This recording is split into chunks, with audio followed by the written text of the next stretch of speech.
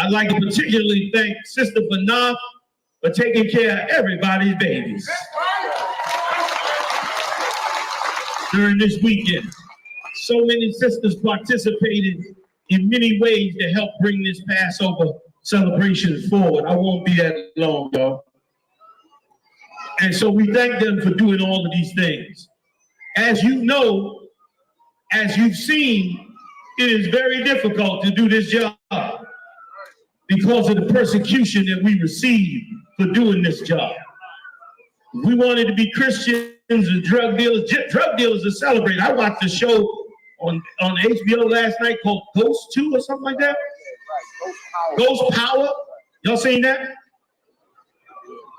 It is a textbook class on how to be a drug dealer and how to be a college drug dealer. You in college, how to sell drugs and kill and murder. That's not the life of God's chosen people. You see what's going on in the world. They're going to war. They're about to go to battle. And it was prophesied in the scriptures that they would go to battle. And here we are. Here we are, Russia and China getting ready to go toe-to-toe. That not a prophecy? Yes, it is. We're at the end, brothers and sisters. We at the end, and now it's my time, man. But the persecution continues.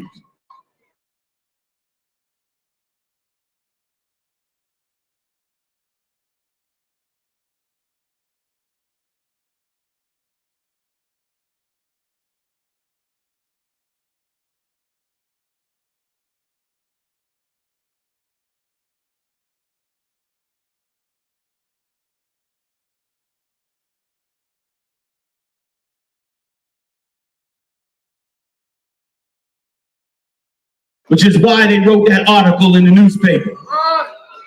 Terrorists, troublemakers, how dare they?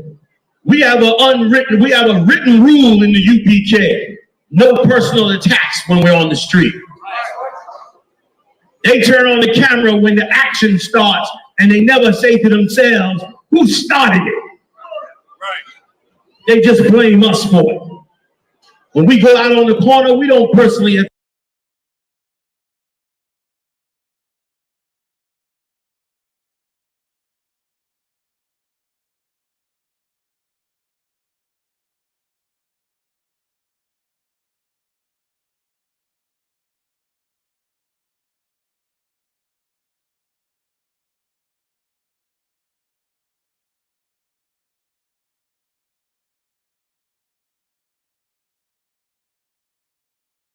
attack anybody. We drop the truth of the Most High. Call out all the evil done by all the heathens around the world. And all has been done to the Lord's chosen people. They decide to engage us and to start back and forth. And then they're angry when they get cut by these scriptures, man. Don't you dare call us terrorism. They said, the governor said,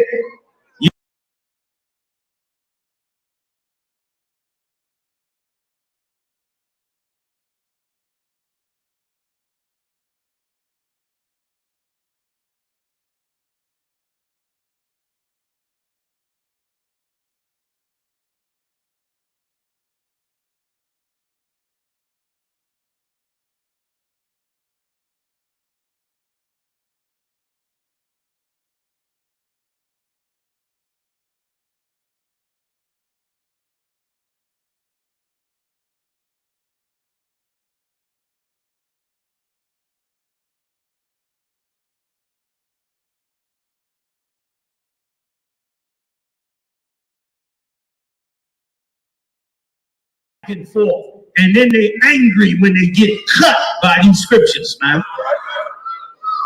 Don't you dare call us terrorism. They said, the governor said, yeah, they are, but they got freedom of speech. How dare you, governor? How dare you, sitting in the governor's seat, a seat that was responsible for the death of thousands of slaves. Your predecessors raped, robbed, and murdered the Lord's chosen people. You told us we had freedom of speech. So freedom of speech is what we use. And now we're persecuted for it. We didn't go out and get guns. We didn't blow up nothing. We didn't go hurt or harm anybody. We used the laws you gave us to wake up the lost 12 tribes of Israel, and you hate us for it. You can be whatever you want to be as long as you're not a Jew, as long as you're not a Hebrew, man. Slavery took place in America. Slavery took place in all these different nations that our people are in. Go to the Caribbean, they got relics of slavery down there. Go to Central America, Mexico, South America. All of those tribes were enslaved under this oppressor, man. Either one family or another. They all oppressed us. And now that we turn around and say it's time for us to wake up, now we're the evil one. Colin Kaepernick took a knee and the world turned upside down. How dare you take a knee for black men that are being killed in the streets of America, man? How dare you care for your own people? You know what? This society shuns on us when we love our own. This place hates us for loving our own. Well, we're going to love our own. We're going to care for our own. We're going to build these. I'm going to cut it short. You know I get started. I'm going to chill. Y'all can get to that land. But I had to say a few things because they decided to slander us in the media. The reporter called back when I put her on, so I had to interview with her. Instead of putting in what I said to her, she went and found a so-called Jewish rabbi. If that ain't racism, I don't know what is. How you gonna interview me and then go get another person to change what we are doing? But I told you what we were doing. I told you who we are. I told you what we do. And you hate us for it. You say you want drugs off the street, but you hate us when we pulling brothers off the street. You say you want crime statics to go down. Hebrew Israelites don't go to prison. They go fix their families, man. I thought that's what they want. We gave them what they want. They said our music was gangster rap. I brought them some Hebrew rappers. They hate them too.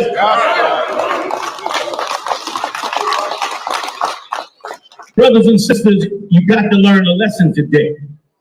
The lesson you got to learn is how difficult it is to do this job.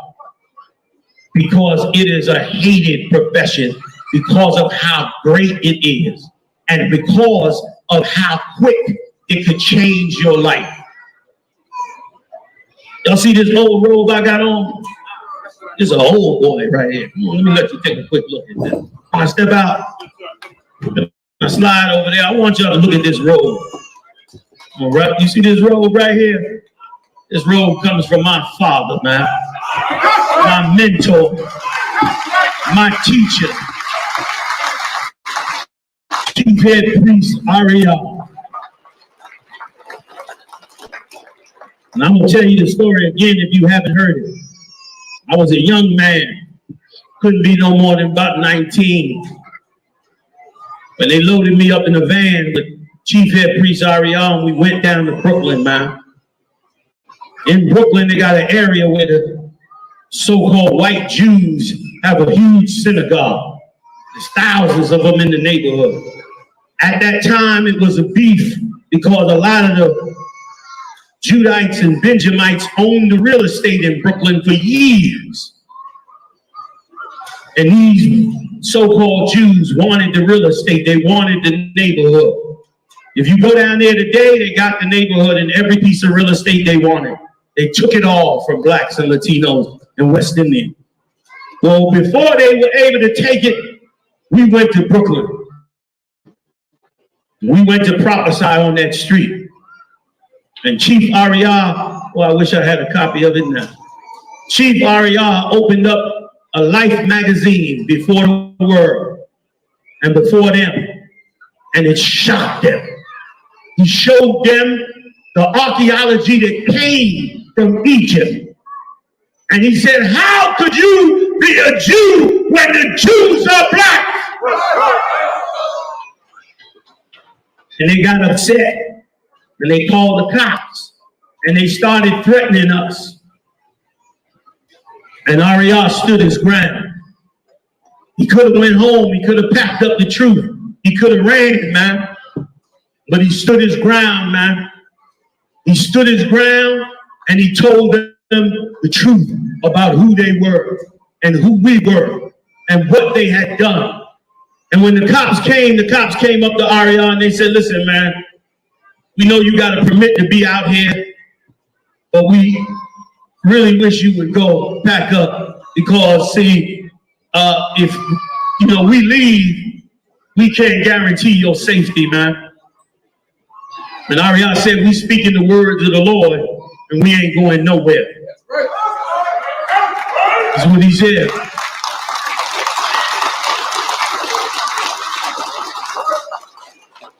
And the officer was trying to, be cool. He said, you don't understand. He said, you see that van over there? The van is filled with guys with machine guns. And if we leave out of here, I can't get mine out. Arya said, I don't think you heard me. We speak in the words of the Most High, and we ain't going nowhere.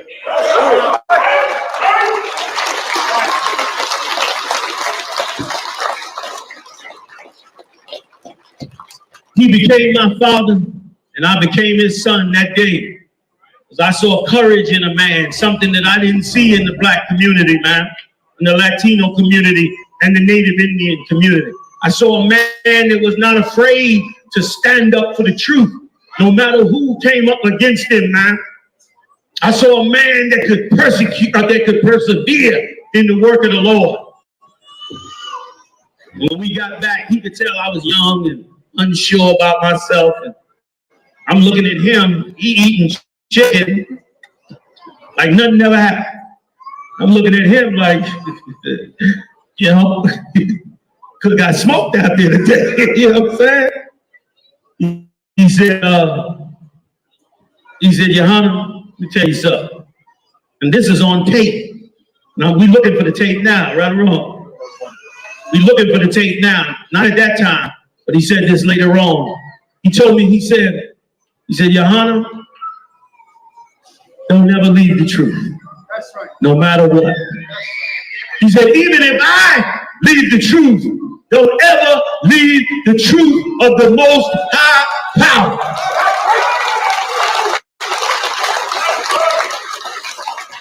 And he was an excellent teacher. He knew when to say something to you, where it would impact you, where it would become a part of you. I've had this robe from him for 40 years, 40 years old. 40 years. He gave me this robe. He said, Yohanna, see that robe up there? Take that robe. Many men wore this robe. They come in there on the Sabbath service because he kept the robe hung up on the rack in the Sabbath service. The room wasn't about big to that pole right there. Those of you that was back then, you know. And he kept it hung up. So when brothers would come in for the Sabbath service to teach, they'd go get his robe, daddy robe, all it on, and do the Sabbath service. One day I came in there, right after that incident, he said, Yohanna, put that robe on. He said, that's yours. I said, thank you, sir.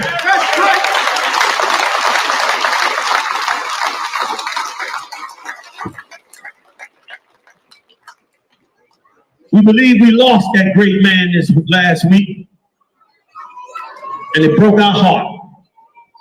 It breaks our heart to lose any man, let alone men that have persevered in this truth, who have bonded with us in brotherhood, who have stood the test of time and showed themselves approved to bring forth the words of the Most High. We need warriors, man. We don't need warriors to sell drugs and the rape and the murder and the wrong. We need warriors to save lives, man. That's what we need. We need brothers and sisters who are willing to stand the test of time and bring forth this truth. Ariel was one of them, man. He was an icon in this work. That's right. And when he got old, was leaning on the pole, halfway out his mind, like we all get to at one time. Lesser men, I'm being nice. Lesser men took advantage of that. Lesser men saw opportunity and they pounced on it. Lesser men lost the scripture when Noah finally hit dry land and began to drink wine. From all the pain and suffering of 40 years, 40 days or whatever it was that he was out there on that ocean. He finally sat down and drank that wine, and his son came in and saw him half naked and drunk and laughed at him. Laughed in his face. Dishonorable. And Noah got up from that after his two other brothers who had honor backed their way in and covered up their father. Covered him up upon him and said, you know, we ought not to do that. When he got up from his wine, he cursed that Hamite son.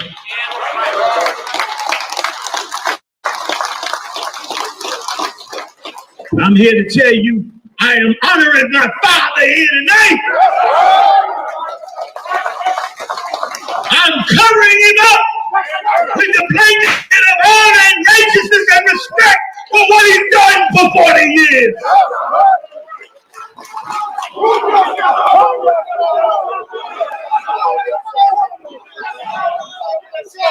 I say unto you that angry and hate him and cursed him, I say to you, cast the first stone, you bastard. You cast it first. In this house, we honor the men that stand and walk and love the Most High and stand in this truth, man. We honor them, man. So Ariel, man, get off the stage before I make a fool out of myself. Brothers start thinking I'm soft. I'm crying every day. I look around, I'm crying over stuff. A lot. I ain't gonna cry today. Y'all ain't catching that on camera. I love this man, man. It's like I love every one of y'all. My whole soul, my whole heart, man. You mean everything to me because I know you mean everything to Christ. And Christ means everything to me.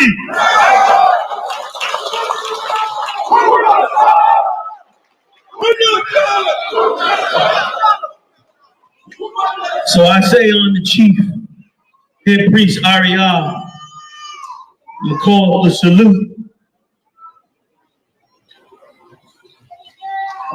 For you for one more time.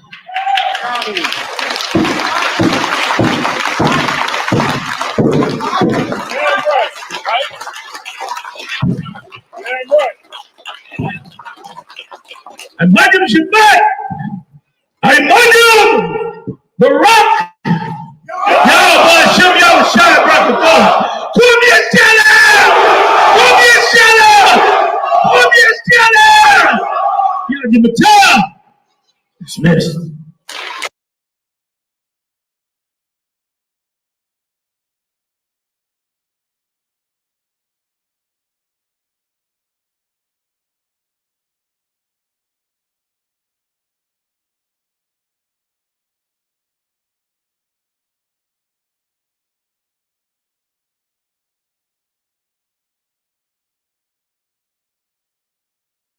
If they make the wrong move, see me, they like, ooh, keep on stopping. I'm on my way up and they ain't gonna stop it. They say they wanna hit that road shit. I'm on my way. Coming up on my devotion. I do it how a veteran be. You better than me. I'm Reggie at the edge of the key. It's all money. No, honey, think you settle and see. You locked up, fucked up, and it's back to the streets. It's One West. You can check the residency. I reside with soldiers died on the soles of their feet. Cause it's death before designer. Ain't no coward in me. Cause I'm cold with the coat. They say they wanna hit and roll shit.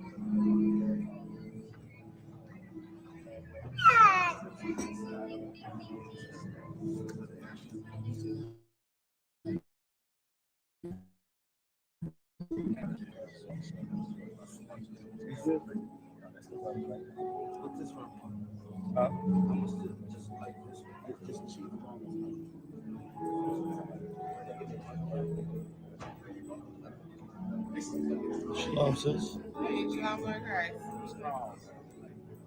Shalom, sis.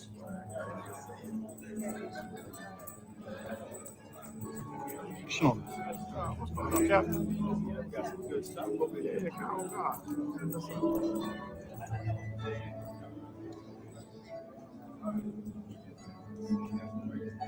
Shalom.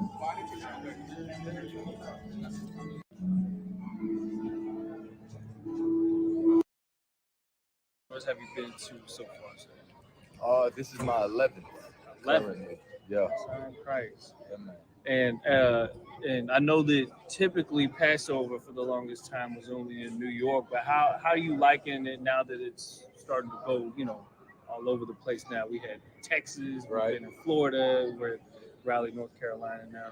Right. I definitely like traveling. Yeah. But, right. But, it don't matter. Somehow I still had 2 departments anyway. So, you know what I mean? You can't escape the work. But it's a beautiful thing, man. And it's excellent too, seeing the growth and what brothers in other cities are capable of, and at the same time getting them familiar with operations. So, you know what I'm saying? It's a beautiful thing. Where have you been to so far? I think actually came in right when you was on stage. And I live. You started with that.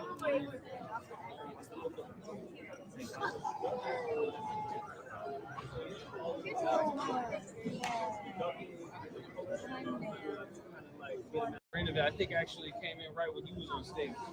And I live. You started with that.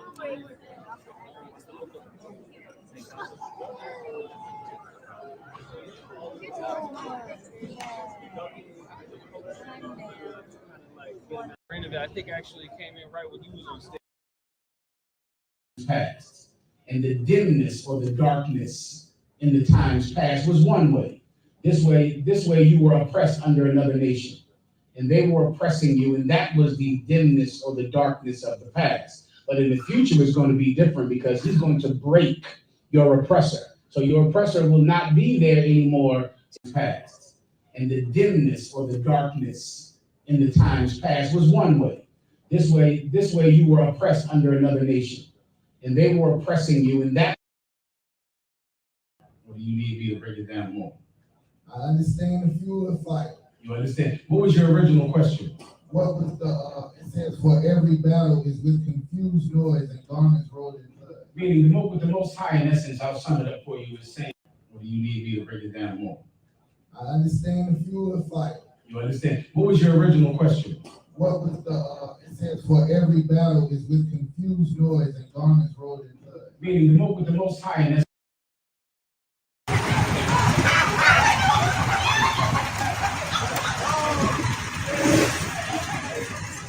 No, put down.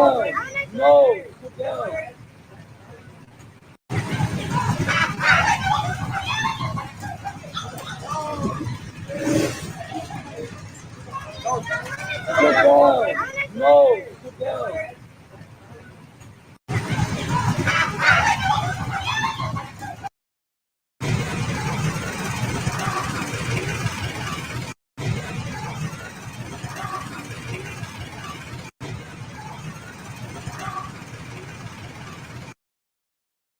Bus was supposed to show up at 11:30, but at 11:40, but it's on the way. And we got the after party. The after party, I repeat, the after party is that bus was supposed to show up at 11:30, but at 11:40, but it's Big shout out to General Hazayan for putting it together. General Zakar for rocking out them logistics. And Captain Katazah for putting this thing down with him and Zakar. Katazah put it down together and then brought all the challenged brothers and all their specialty together, man. You understand? We got to thank General Mahana. Come on, man.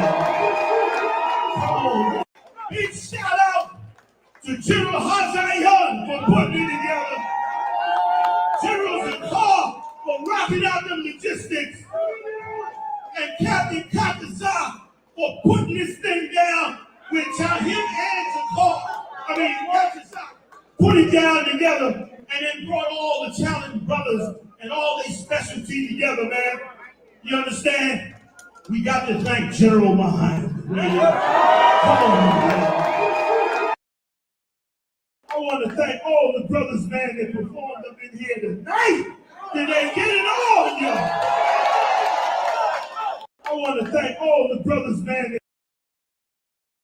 And if you know anything,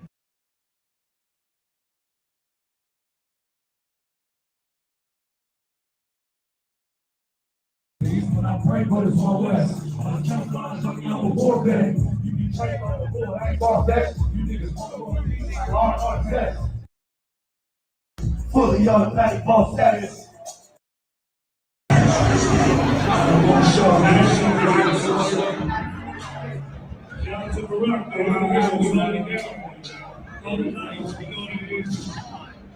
Do something. Gotta be do something. okay. Got this on your plan.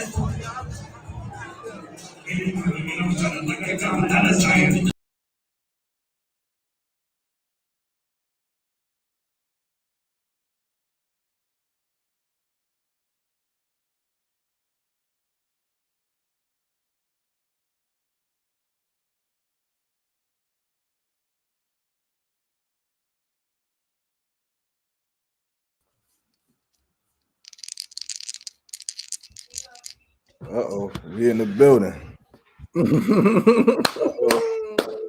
Uh-oh. Let's get it on, Papa Juan. We in the building. Most High in Christ, man. Hey, yo. What's good, bro? Shalom. Yahawashi Shah Barakatah. What's good, bro? Yeah, what's up? Hey, what you got over there, bro? I got a bunch of tears because the Passover is over.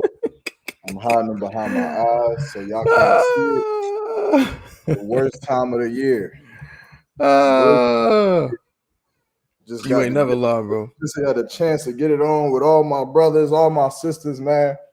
Brothers from the UK, brothers from Canada, brothers from Cali, Jamaica, brothers from Bahamas, everywhere. And now they Florida. gone. Now they gone. They done got back on them planes, got back on them trains, got back in them cars, man. You ever think about like how it's really gonna be the day Christ return and We really up on them UFOs, man. We really seeing the kingdom of heaven. Like, man, it's really here. Everything we worked for, right? Everything we sacrificed for, everything we suffered for, it's really here, right? And then you wake up from that dream. YAHANNA, where you at now? You're supposed to be at camp, right? Damn, that's there. Like I was just in a dream taking Layashalas with Tabawan and Captain Tazariak and that's right, and Captain. Just man, nah, bro, you ain't never lied, bro. Yeah, it's unfortunate, but at the same time, man, it was so glorious, man, and that's why I spent 30 minutes just showing y'all just a small glimpse of what y'all missed. Why did y'all miss it? Because you're selfish, or because you in the Egyptology, or because you in the Christian church. You in Houston, Texas. You going to see Joel Osteen this weekend. You doing something else. But in the I.S.U.P.K and the Commander General YAHANNA, we just celebrated the 54th annual Passover in Raleigh, North Carolina. And when I tell you this, I mean, every Passover is amazing, but it was one for the books. And now that it's all over, I can tell you with a straight face that when I.R.O.C told me that the Passover was coming to Raleigh, I'm going to tell you my words, Salakia. I said, Salakia, Adawan, but nigga, please. Don't nobody want to have no damn Passover in no Raleigh, North Carolina. That's what I said. I said the same thing to YAHANNA when he came to me and told me, yo, bro, it looks like it's going down. I said, bro, please don't tell me this. This is don't do this. This ain't it. Well, once again, for now, what the 30th time since I've met you, YAHANNA, you said something was gonna work, and I said nah, and I turned out to be a fool. Because, brother, should I say it? Go ahead, man. Let the people know. I think that was the illest Passover of all time. Hey, it was, man. Hey, you can't. This Passover, I'm telling you, man. This joint was lit. Look, I'm waking up fighting to make it to the next event. Like, damn, I need really, we need a day in between the events of just chilling, man, because it was moves every day, something going on every night. We finally had the basketball tournament, Tabawan. After all these Passovers. Finally had it. Finally had the tournament, bro. That's crazy. Finally had it. They said it wasn't going to happen. They said it was a fluke again. That's what they said. And nah, I was there. I didn't stay long. I had a duty that I had to deal with. But I did stop by, and brothers was on that court. They was hooping for real, for real. Brothers was hooping. Hey, some brothers got the scars to prove it. Oh, yeah. Shout out to Officer Zarok, though. Zarok turned that thing up, you understand? Look, I'm on Zarok. Look, this shameless plug, I never lost. But I got to give the credit to Officer Zarok.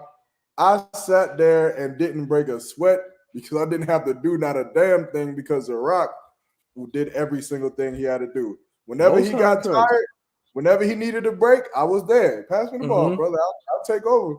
But when he was good to go, Zarok ran that mug. You understand? Most High in Christ. Right now, Zarok, you hold the crown. Right now, you hold the crown for the best hooper in the UPK, but I'm coming for you next year. Next year, I'm coming back for that spot. But nonetheless, you got it right now, brother. It's on you. That's it. Most High in Christ. Hey, bro. That's ill, man. This Passover, look, we're going to talk about it. We're going to talk about the Passover. First things first, if you've been tuning in, you might have seen at the beginning we ran a clip of Commander General YAHANNA. So first of all, shout out to Commander General YAHANNA. Of course, if you don't know, this is the Chain Breakers podcast brought to you by the I.S.U.P.K, the Israelite School of Universal Practical Knowledge, which was started out of 1 West 125th Street up in Harlem, New York. Right? Since 1969, we've been in operation teaching the truth according to the Bible that so-called blacks, Latinos, and Native Indians are in fact the true Jews, the true Israelites of the Bible. You understand?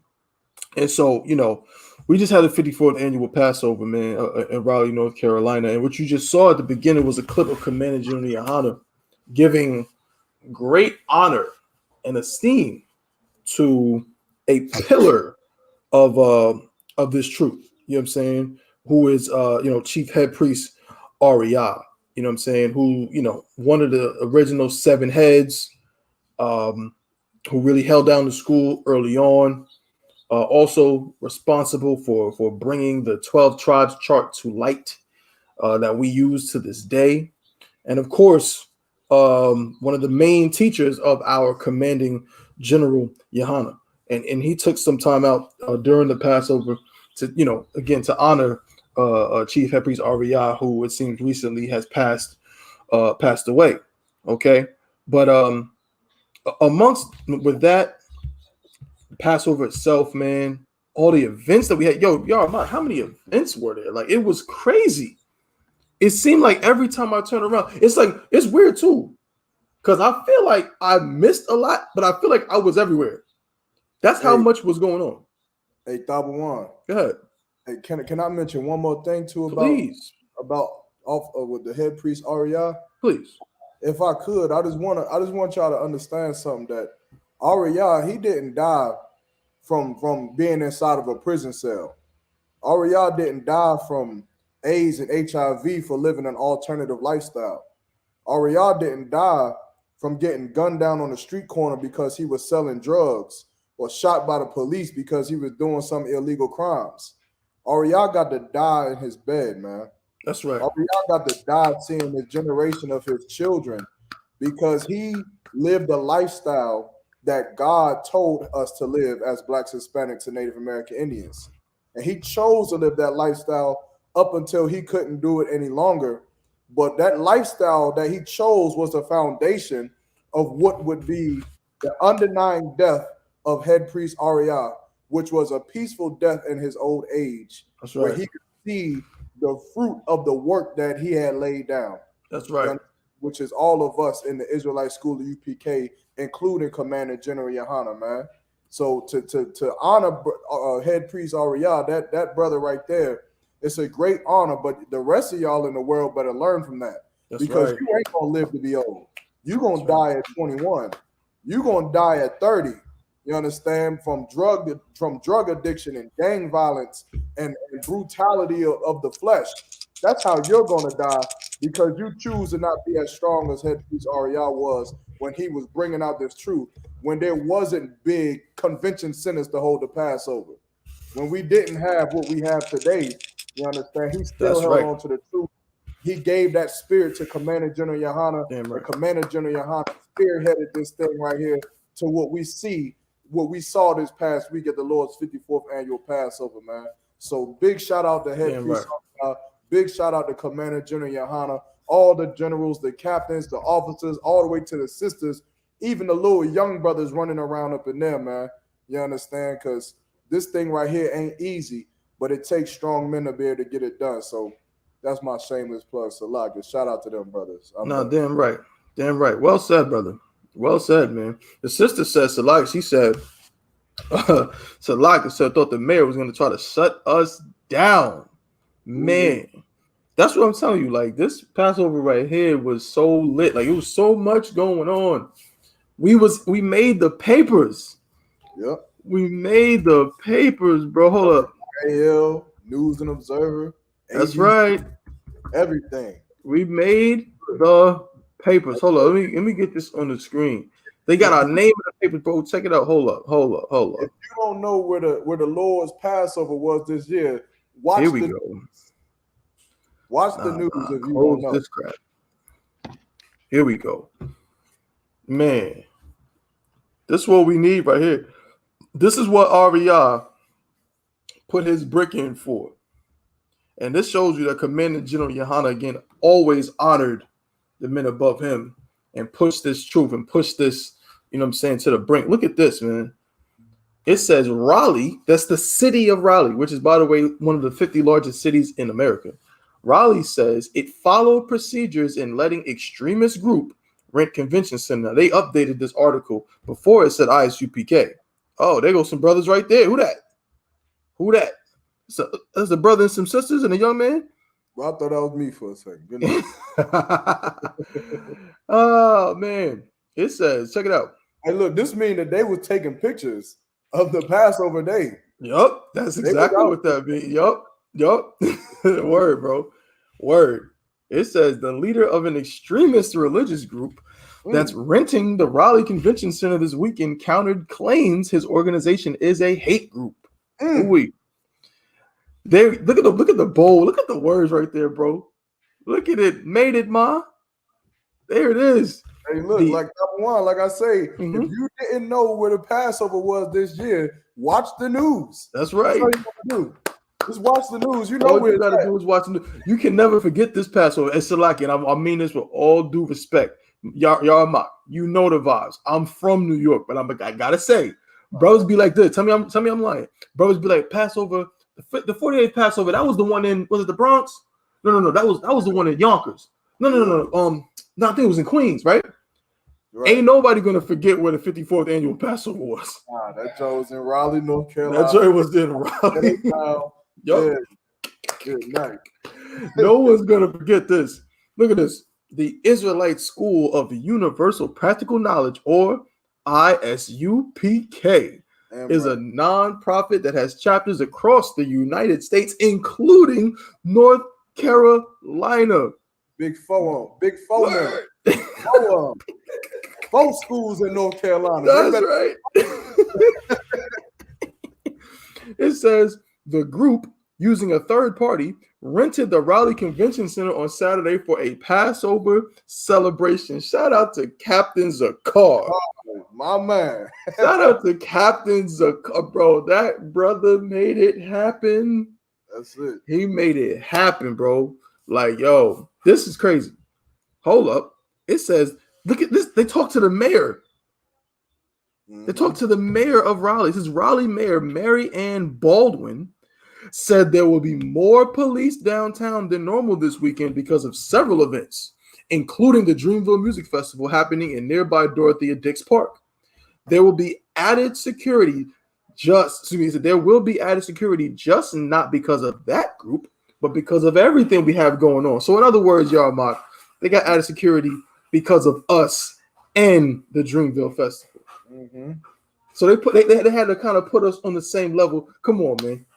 It says I.S.U.P.K is considered one of the, quote, extremist sects within the Black Hebrew Israelite movement, according to the Anti-Defamation League, which tracks and fights anti-Semitism. The Poverty Law Center, or SPLC, calls the I.S.U.P.K a hate group and one of the most prominent sects. Nigga, the most prominent. We don't only sect. What are you talking about? Within the radical Hebrew Israelites group. We got to talk about this, man. We got to talk about this. How in the... Listen, we're going to keep going with the article, but they called us the radical Hebrew Israelite. What the hell is it? Listen, and y'all might please chime in. I know we are radical. They're right. But you know what they mean when they say radical. Yeah. Like, we know we're radical because what? Because we don't eat pork, crab, shrimp, lobster. We don't smoke weed. We don't have sex with whores. And we don't sleep with white women and white men and other heathens. So that makes us radical, right? That's the real reason we're radical. But when they say radical, they saying it like comparing us to what? What do they say? The KKK or this group or these people. When their version of radical is committing actual murder. But to be a black man or Hispanic, Native Indian man or woman and be radical, all you got to do is say the oppressor's the devil, and and I'm not joining America, and now you radical. Ain't that something? Hey, Tabawan. Yo. Now, if you look up the definition of radical, it says advocating or based on thorough or complete political or social change, representing or supporting an extreme or progressive section of a political party. Now, we fight all day, every day in America for what? Social injustices. Martin Luther King wasn't in the I.S.U.P.K. That's right. Malcolm X was not in the I.S.U.P.K. Thurgood Marshall was not in the I.S.U.P.K., but yet they fought for a complete social change politically, which is exactly what the definition is. Right. That's how right. is it that they're not radical? That's right. Why is it that they're not radical? Because they fight for a social change. See, the problem is this. The problem is that the oppressor does not want black people to fight for any change in America. The oppressor wants black people to go to the J. Cole concert and shut the hell up. That's right. Oppressor wants. They don't want black people to gather at the Raleigh Convention Center and serve the true God of Israel, Yahweh in the Hebrew. That's and right. Jesus Christ, who was the most radical man that ever walked the face of the planet Earth. That's not what America wants. America wants us to be good slaves and to stay silent. So if fighting for social justices, then at this point, I don't think it's just the I.S.U.P.K that's radical. I mean, I think them politicians who what's that terminology they use when a filibustering? You need to tell me that a politician who instead of just says what the hell he has to say and get the hell on, instead of just having the debate, he will sit his turn days in, days out until votes don't get passed so that laws don't get changed. Right. He filibuster a bill so that things don't get changed. You telling me that's not radical? Right. He's not radical because he uses all of these manipulative ways in the political world to make sure bills don't get changed. That sounds radical to me, Double One. That's right. I'm tired to sit there for days when I have 2 minutes of a speech that I need to give. The oppressor is the devil that the Bible speaks of. That's right. We're going to deal with them for these comments. They're calling us radical as if it's something bad. The politicians are radical. That's right. Damn right. Radical. Joe Biden is radical. Barack Obama was radical because they fought. They are trying to change something in the economy or in this place in America that we live in, man. And that's what radical means. That's what we just read. I don't see the big deal. That's right. Damn right. No, well said, brother. I don't see it either. You know what I'm saying? But this is how it goes. Salaki, bear with me just one moment. I gotta send the link. We might be having a special guest. Hold up. Hold on. Oh man, I almost forgot. What's up? I think we got Mahayal coming through. Hey, what? Oh, we on the clubhouse? Sure. Most Chris.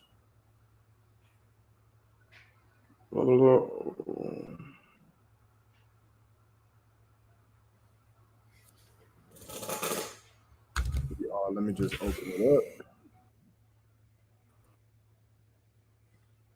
Oh, I'm gonna go ahead and read a little bit more of the article here, Salakia. Okay.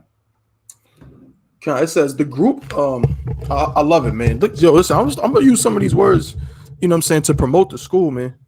I'm gonna use some of these words. I like because some of the things they're saying, like how they wording it. It says the group governs using military titles with commanding General YAHANNA Israel. That's not part of it, but as the head of the organization. It says, this is a quote. It says the SPLC calls us a racist because we decide we're Jews. YAHANNA said in an interview with the News and Observer, we're in America in 2023, where if you want to identify as a cat, a dog, a they, a them, or whatever you want to identify with, it's acceptable. But I'm a hate group because I say blacks in America are the descendants of the original biblical Jews. Woo!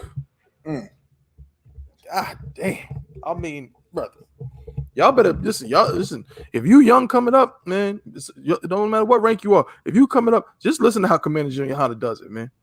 Listen to how Commander General YAHANNA splices and dices up. You know what I'm saying? All these people that interview him and try to catch him slipping, and it never ever works. You know what I'm saying? That's perfectly said. It says the group. Listen to this, man. They knew. This just shows you. This is another thing. If I could, Salak, y'all know I'm talking a lot, y'all about, but bro, it proves without a shadow of a doubt, like we always say, they be watching us. Right. They be watching us. They be watching. You know what I'm saying? All our moves. Let me tell you something. If you in the school, just you might as well just believe your phone is tapped. Not because it's some damn COINTELPRO CIA. Nobody gives a damn about what you as an individual think or whatever. You know what I'm saying? The government is not out to get you personally.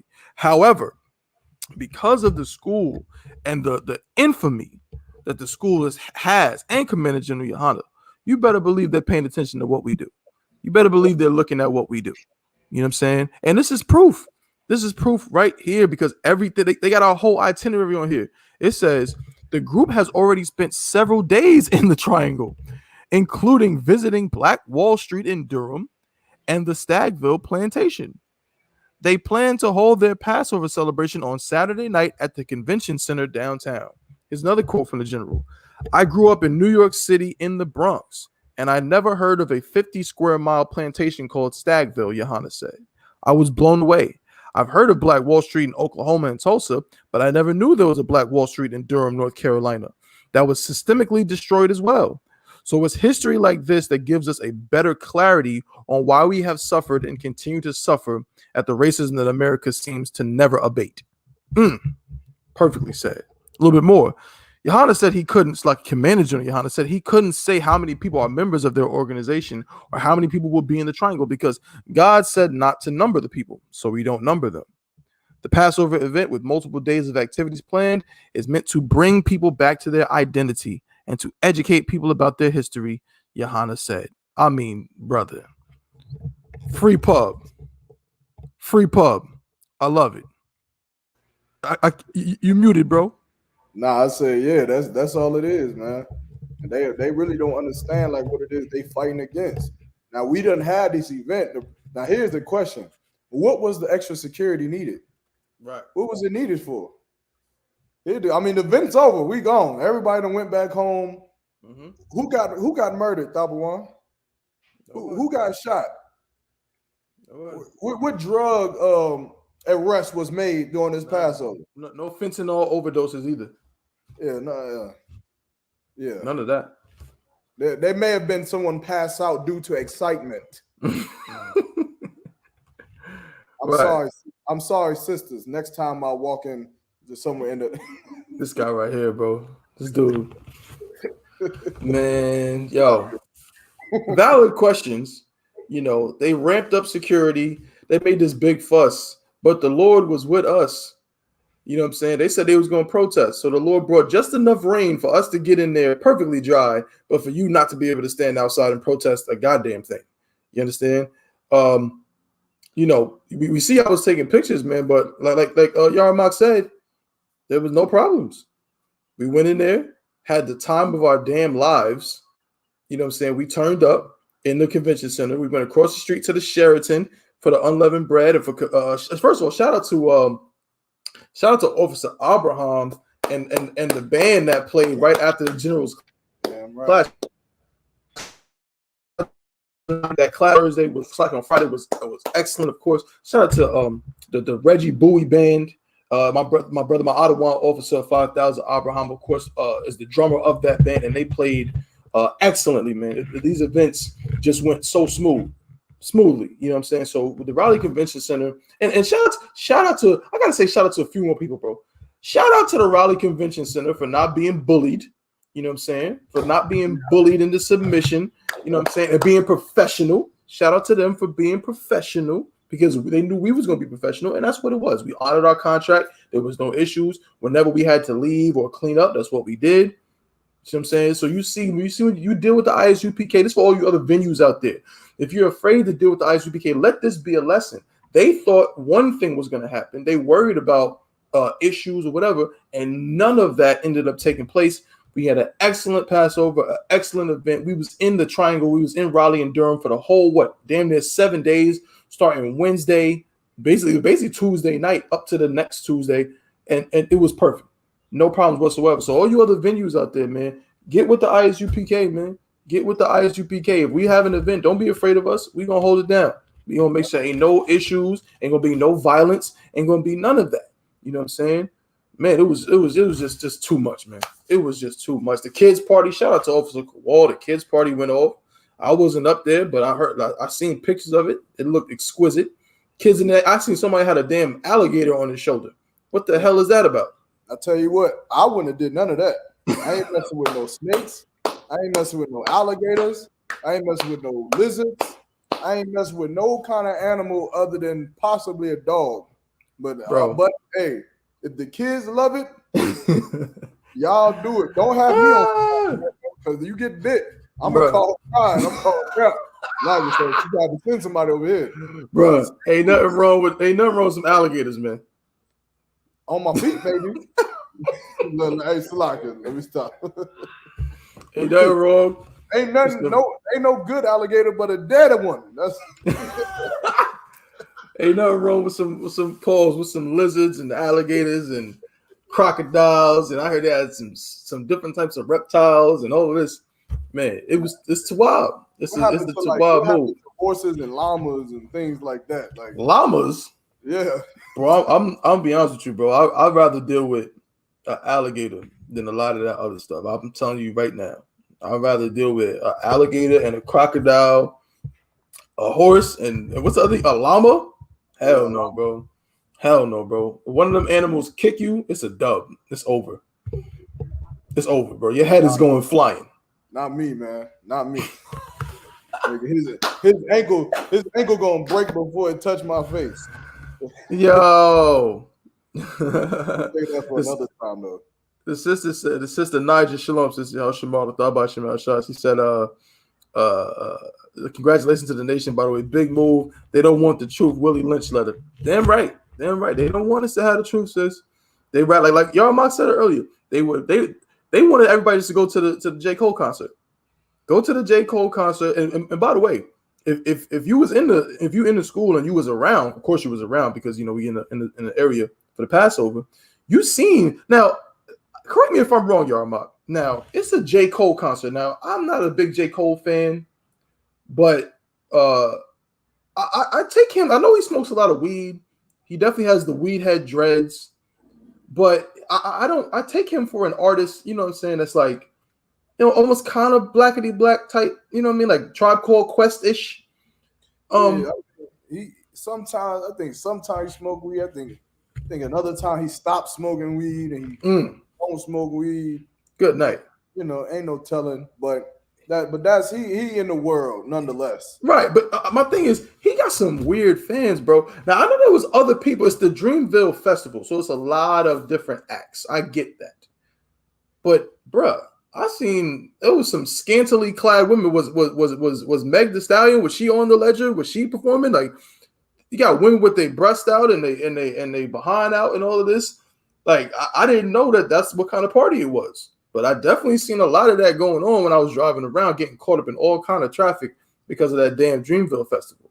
But that's where they wanted our people to go. Our people can get half naked and go to the Dreamville Festival, you know what I'm saying, and do all kind of, you know what I'm saying, sinning or whatever, smoking weed and getting, pissed. You said, bro, big come to the 54th annual Passover, you know what I'm saying, chill with myself and Officer Yarmak, and also chill with my brother, Officer 500 Kapar. Y'all in there. What's going on? What's going on? Shalom, Vakim. Yo, GP, what the? Shalom, how about you? What do we owe the pleasure, bro? Pause. What do we owe the pleasure, brother? Decided to hop on with us today, man. What's good? Yeah, I had to kick it with my bros.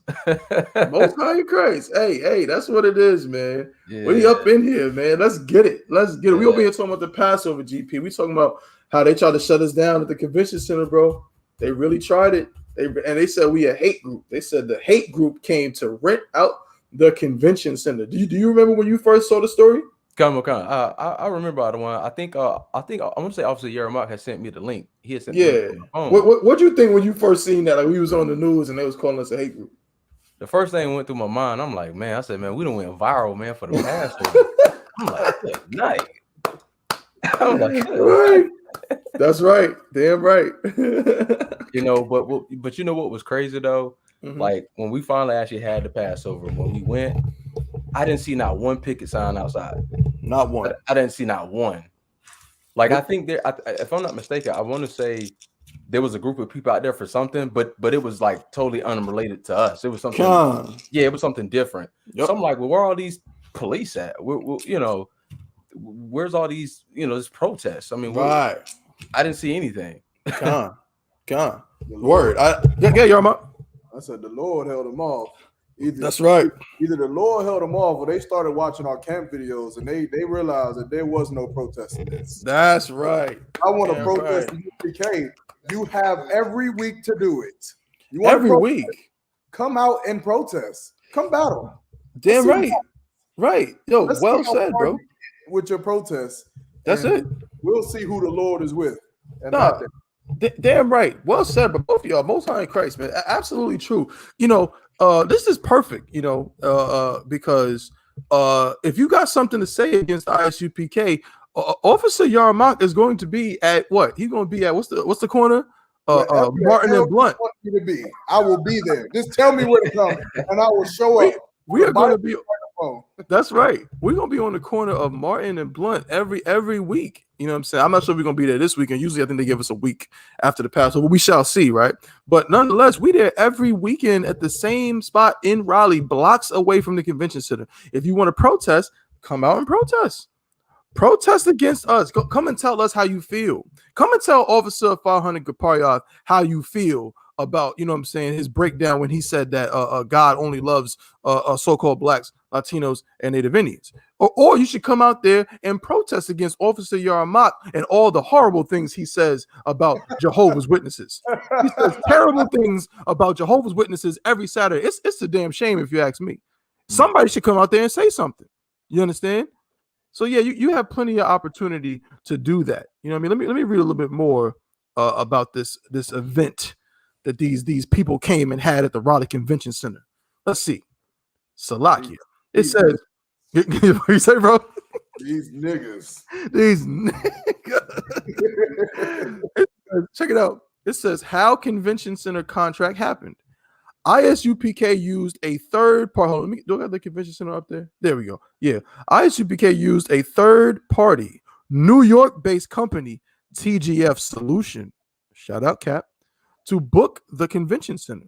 The contract required a $1,500 deposit and for the group to spend at least $27,000 on food and beverages. I mean, bruh. I would hate to be a part of a fake Israelite group right now, bro. I know that much. We spent more. Yeah, we spend more. We spent a lot more than 27,000 lousy dollars. Right. Just for all of you out there who do not understand what went into making sure this Passover was successful. $27,000 sounds like a lot of money, and it absolutely is. Mm-hmm. That is nowhere near what Commander General YAHANNA sacrificed so that you can come and enjoy the Lord's 54th annual Passover in Raleigh. That's right. Damn right. Pay your tithes. I yield. Damn right. Crazy, bro. Fake Israelites, man. This must burn inside. So like, and if I may add one, because I know fake Israelites is in Raleigh. Please. Yeah, GP. And like, you know what's crazy? Come on, GP. I think it might be a little bit of a delay. Oh, so like, my bad. But you know what's crazy? You might have to restart your joint. What? Re-enter the broadcast? Yeah, just refresh it. Refresh it. It should probably clean itself up a little bit. Okay. All right. Let me see. God. Yeah, GP should be back shortly. In the meantime, just a quick. Let's see. I think Officer Maya Shaw had a question. Oh no, GP's back. Let me get GP back up in here. Can you hear me, GP? We're good. Can you hear me? Come on, guy. I hear you, sir. Most High in Christ. Get it on. Oh no, what I was gonna say is, and you know what's crazy, like the fact that that Commander General YAHANNA was able to do this one. This is why I believe all those other fake Israelite groups needs to be paying their tithes to the school, because that's right. By Commander General YAHANNA doing this right here, do you not know the doors he just knocked down, even for those other fake groups? Damn right. Like, I wouldn't be surprised if another fake Israelite group decides to have a Passover at the Raleigh Convention Center next year. Right. Like, I wouldn't be surprised at all, man. Hey, that's right. They need to make sure they are not affiliated with the Israelite School of U.P.K. Because when they get arrested for smoking weed or raping some little girl in the bathroom, they need to know that has nothing to do with Commander General YAHANNA. That's right. Yep. But that is not what we do. Obviously. Damn right. Hey, no. and you know what else? I just thought about something too. Now, only people that was actually at the convention center at the Passover will know this. Now, you do know we were not the only people renting out that space. You do know that, right? Mm-hmm. Now, I think if I don't know the name of the group, but it's some sorority or whatever. I believe Yep. they was in there as well. SG Row. It was who? SG Row. That's who it was. The Sigmas, right? Sigma Gamma Row. Yep. That's it. Now, if I'm not mistaken, don't they do like hazing or whatever? Ooh-wee. Do they not do this?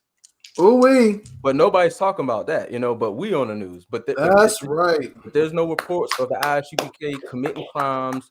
We didn't have bottle girls like this other fake group had at they Passover. We don't have none of that. We just minded our own business. That's right. Hey, tell them.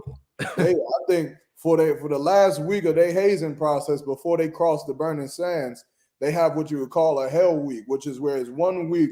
And in this 1 week, they have to do everything that they couldn't do throughout the whole hazing process, which includes using condiments on sandwiches, which includes walking on grass, which includes being on social media. But for the last week, for women specifically, they are not allowed to shower. They are not allowed to bathe themselves for the whole week. Now, of course, in your stupid, retarded mind, you say, oh, it's for the culture. Oh, it's for the hazing and for the sisterhood. You're going to get a yeast infection. That's what's going to happen. You're going to catch some disease from being dirty because you don't shower for a week. And who does that to a woman? Who tells a woman to not bathe for a whole week? If the police needed to be anywhere, it needed to be with them hoes. That's where it needed to be. They could tell them to take a shower instead of making people not bathe for a week so that they can do some dance in the middle of a club. But nonetheless, Lord be with them sisters week. Yeah. Goddamn. Yeah, that's a rough one. That's a rough one. And which y'all both saying again, it's so heavy. The water to the Akim. Also, let me also say this before I continue real quick. Shout out, I think Captain Yagaro, I'm not sure if he had some kind of technical difficulty or something to that effect.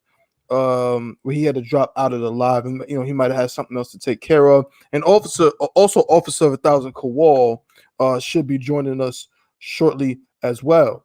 But let me say this too. What the brothers are saying is just so heavy, and it just shows the hypocrisy, which is what Commander General YAHANNA is essentially trying to point out. You worried about the I.S.U.P.K. And we're the hate group, right? GP and Yarmak, we're the hate group. And what's the other word they use for us? They say we're a cult. Right? We're a cult and all of that.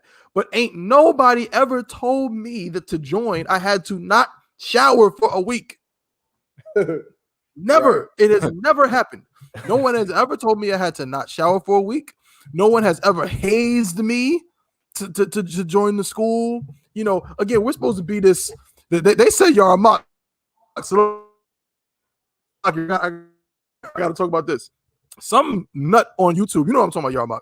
Some nut on YouTube said that the I.S.U.P.K. is like part of the Illuminati occult. Oh, yeah. They got a picture of Officer Yarmak touching his headpiece like this, and they say, see that? They throwing up them occult hand symbols. They worshiping the devil in that I.S.U.P.K. Right. That's what they say, right? But bro, I've never been given an order to beat anybody up. I've never been given an order to do anything crazy. Like if we're such an occult, crazy, Illuminati, whatever, where are these orders from the higher ups for us to do, to rob people or steal money or any of that? No, it's fake Israelite groups that get ordered to pretend that they're females and try to talk to us through the DMs. It's the sororities that are being told that, hey, in order to join us to cross the burning sands, you gotta not bathe and you have to eat this and eat that and you know what I mean, and look like a damn fool and stomp the yard. You know what I mean? Like, we're not the ones that have to do that yet. No matter what, we always get the tag of being a hate group and a cult and all of this stuff, man. When it's just hypocrisy, man. You know what I'm saying? Don't tell me I'm in a cult, because I'm not in a cult. I'm a cult leader. You know what I'm saying? Make sure you put some respect on my name, not just me and my brothers too. You know what I'm saying? So yeah, man, this is crazy. But that's enough of these. I don't want to call them out their names. Get them off the screen.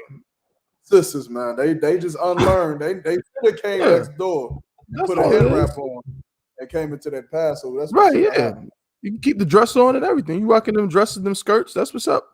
I'm saying, just put a head covering on. You know what I'm saying? Out of y'all in the back right now, like, yeah, I wish they would have came.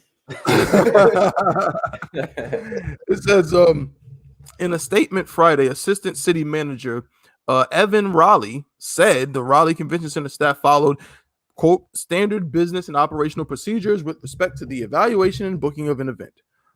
This process typically involves confirming the event type and determining if the event meets booking priorities and timelines for RCC, he said in an email. In the event it does, further inquiries are made regarding the details of the event, and payment and insurance requirements are reviewed with the respective client. Research is also conducted on the sponsoring organization, which can include reference checks if determined appropriate based on the nature of the event. Renting the Raleigh Convention Center through a third party is common, he said. A couple more. He said, at no point before, during, or after the booking process did TGF indicate that it was acting on behalf of another organization, nor was there any documentation presented which would have suggested that there was any relationship between TGF and the group in question, Raleigh said. The association between the two entities came to light only after a recent posting on social media suggested that the group in question might actually be the group hosting and organizing the event. I.S.U.P.K, this is a quote from Commander Junior YAHANNA, never misrepresent ourselves, YAHANNA said, but he said he was not familiar with the conversations that led up to the group renting the convention center. He also said they haven't had problems at other venues at past events across the nation. The city did not respond to follow-up questions, including what triggers additional research of a group, whether the city asked who TGF was representing or if the city could have denied the rental. The rental. They tried to play us. They tried to get us out of there. Some Raleigh City Council members, including Baldwin, said denying the group's rental would raise a First Amendment issue. People have First Amendment rights, she said, and we also have to balance whether we're discriminating against certain groups or not. And so that's something I think the city's attorney office would have to advise us on, but it is a gray area. You know, there's more, but hey, that's it, man. We had the Passover. Passover's done. It was a success, might I add. Everything was tawab. Everything ran smooth, man. Y'all tried. The city of Raleigh tried to hate on us. Y'all tried to shut us down. You failed miserably. Okay, you failed. We did it. Next, what the general say? Moving on. Yeah, we coming for the PNC arena next. Ooh wee. He said the PNC arena. We coming for the PNC arena, the Astrodome, or the Madison Square with MSG. Now that's the one I'm looking for. I'm looking for that Passover in Madison Square Garden. I think I might have said too much. Now they're gonna do some research and shut us down. Lock it. Let me shut up. No, I say you're right. They gonna call up there and say, hey, look, what is it? TGF Solutions? Don't accept them emails. Just go ahead and block that now. Right. It's all right. We'll just have it in the garden itself. It'll be all right. That's right. Damn right. That's what it is, man. Most High in Christ. But moving right along, we got a couple of stories, man. We got about 40 minutes left. We're gonna get into just some little things, man, to talk about. I could talk about the damn Passover the whole time. You know what I'm saying? I really could. We really, really could, because that Passover was just so excellent, right?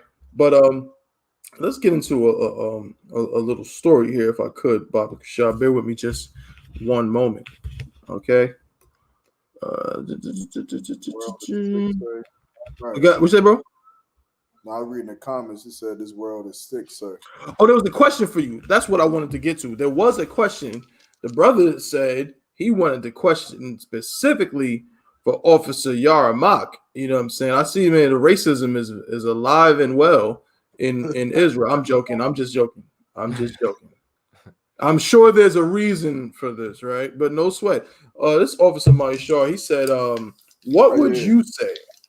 What would you say to people that claim that the Native Indians are not our brothers, and use the fact that some natives also had us in slavery at certain times here in America, also for the Mexican brothers? So do you understand you get what he's asking, Yarma? Yeah, I get it. Yeah. And before I answer the question, I want to ask Tabawan a question. For one, because you are my Captain Kadazar when it comes to the historianism, but I don't even know that's a word. But how true is that statement in itself that Native Indians had us in slavery? I've heard it, I've seen it, but just how true and to what extent is it actually true? Either way, I can answer the question. Got you. Either Well, way. let me, no sweat. I got you. Well, let me say this preliminary before we get into answering this question. It's true. It's true that Native American Indians there were Native American Indians who owned slaves. But here's the thing, to give it some context, what else is true? There were niggas that owned slaves. Right. There were And black people that owned slaves.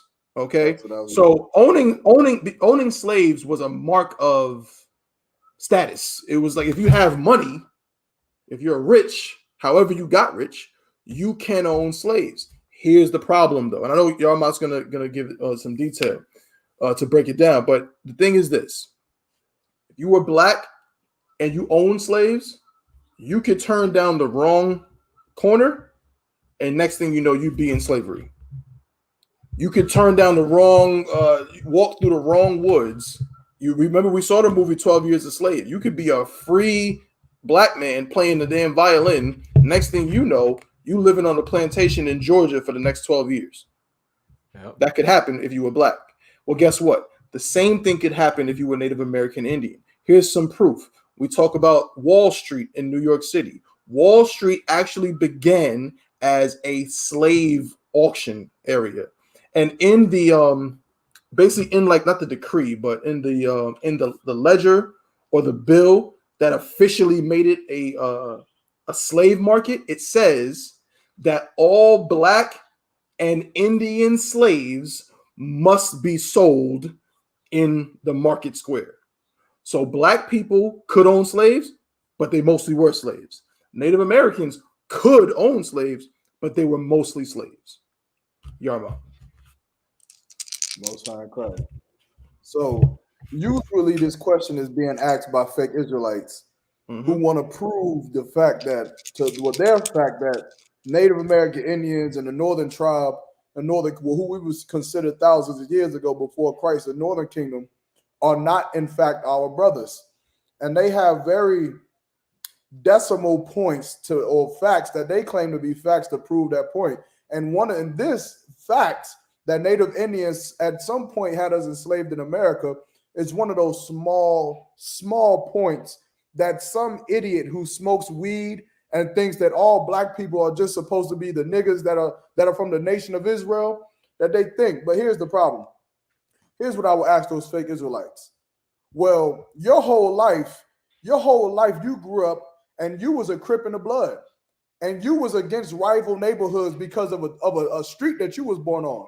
So who is the Israelite and who is it? Is it the Crip or the blood? Because they murder each other every single day. They go out into the streets and we sell drugs to our own kind every single day. We pimp out our own sisters. Do you not make black women slaves?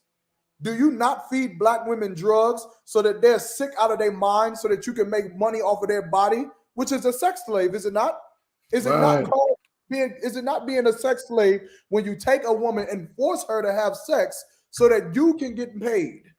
So who's the Israelite? Because you're the slave owner in that day. When you murder your brothers because of a color that he has on, you're the slave owner in that day. That's right. Here's the problem. The Native American Indians did have us enslaved the same way as we murder each other today. And you're stupid, you don't realize that we've been fighting each other thousands of years ago. The Northern Kingdom and the Southern Kingdom have always fought against each other like any brother does. Like any family do. I guess your family is all perfect, huh? I guess your family don't have no beefs. You go to the Thanksgiving table and you eat that turkey and there's no arguments. There is no, I can't stand the way Aunt TT cook. I can't stand the way Aunt Sheree do her thing with the potato salad. There's none of that. Your family is perfect. You just love, part of your family is good. You love everything. Stop being stupid. Stop being stupid. You understand? Yeah, we fought against the Native American Indians and they fought against us. Yes, we fought against the Mexicans and the Mexicans fought against us. You got the tribe of Ephraim and the tribe of Levi on the same island and they can't stand one another, but they are family. And like any good family, they need to come back together because we have a real oppressor against us. We have a real enemy that wants all of us to die, and that enemy is the so-called oppressor, man. That's the so-called right. the devil that the Bible speaks of, man. So you need to stop being stupid, stop being dumb, and stop being mentally unstrategic with this life called war that we live in America, man. We need those Mexican brothers. We need those Native American Indian brothers. They need us. We sure didn't need the Mexicans in San Antonio during the Battle of Alamo, but of course you don't know that. Of course you don't know that the Mexicans fought for black people to be liberated and to not be enslaved at the Battle of Alamo, because you know who you listen to? You listen to your daddy, the oppressor. You listen to the man's history instead of learning the truth about who your brothers is. You look at TV and BET and shows on TV and you think the Mexicans are this or the Mexicans are that. Well, shout out to the Mexicans, man. Shout out to the Mexicans, because they're more of a brother than you'll ever be. They're more of a brother than you'll ever be with your hip hop, with your pants sagging, with your flag coming out your back pocket, with your lowriders. Them Mexicans with them Coronas and whatever the hell else the Mexicans do, they're more of a brother than you'll ever be. You know what? And shout out to the Mexicans and the I.S.U.P.K. Shout out to Officer and the I.S.U.P.K. Orale, Carnale, for my brother, hey man. Shout out to all the brothers from the tribe of Gad in the UPK, man. That's right. If you think Israelites, you better stop. You better stop. You understand? Right. Because if you think that you're gonna shit on them brothers because they're not niggas like you and I, brother, you better understand this and understand it quick. That them tribes that you hate, they got niggas on their side. That's right. They got niggas on their side, and the niggas that's on their side are stronger than you. That's now, right. If you have a problem with that, then you can show up to camp with the rest of the protesters and run your mouth. And we'll see who the Lord is with. That's right. Damn right. Well said, brother. Hold up. It's like it, man. And just to back up what Officer Yermak was saying, like he was saying, like, because we had civil wars in the Bible. You know, you had the northern kingdom and the southern kingdom.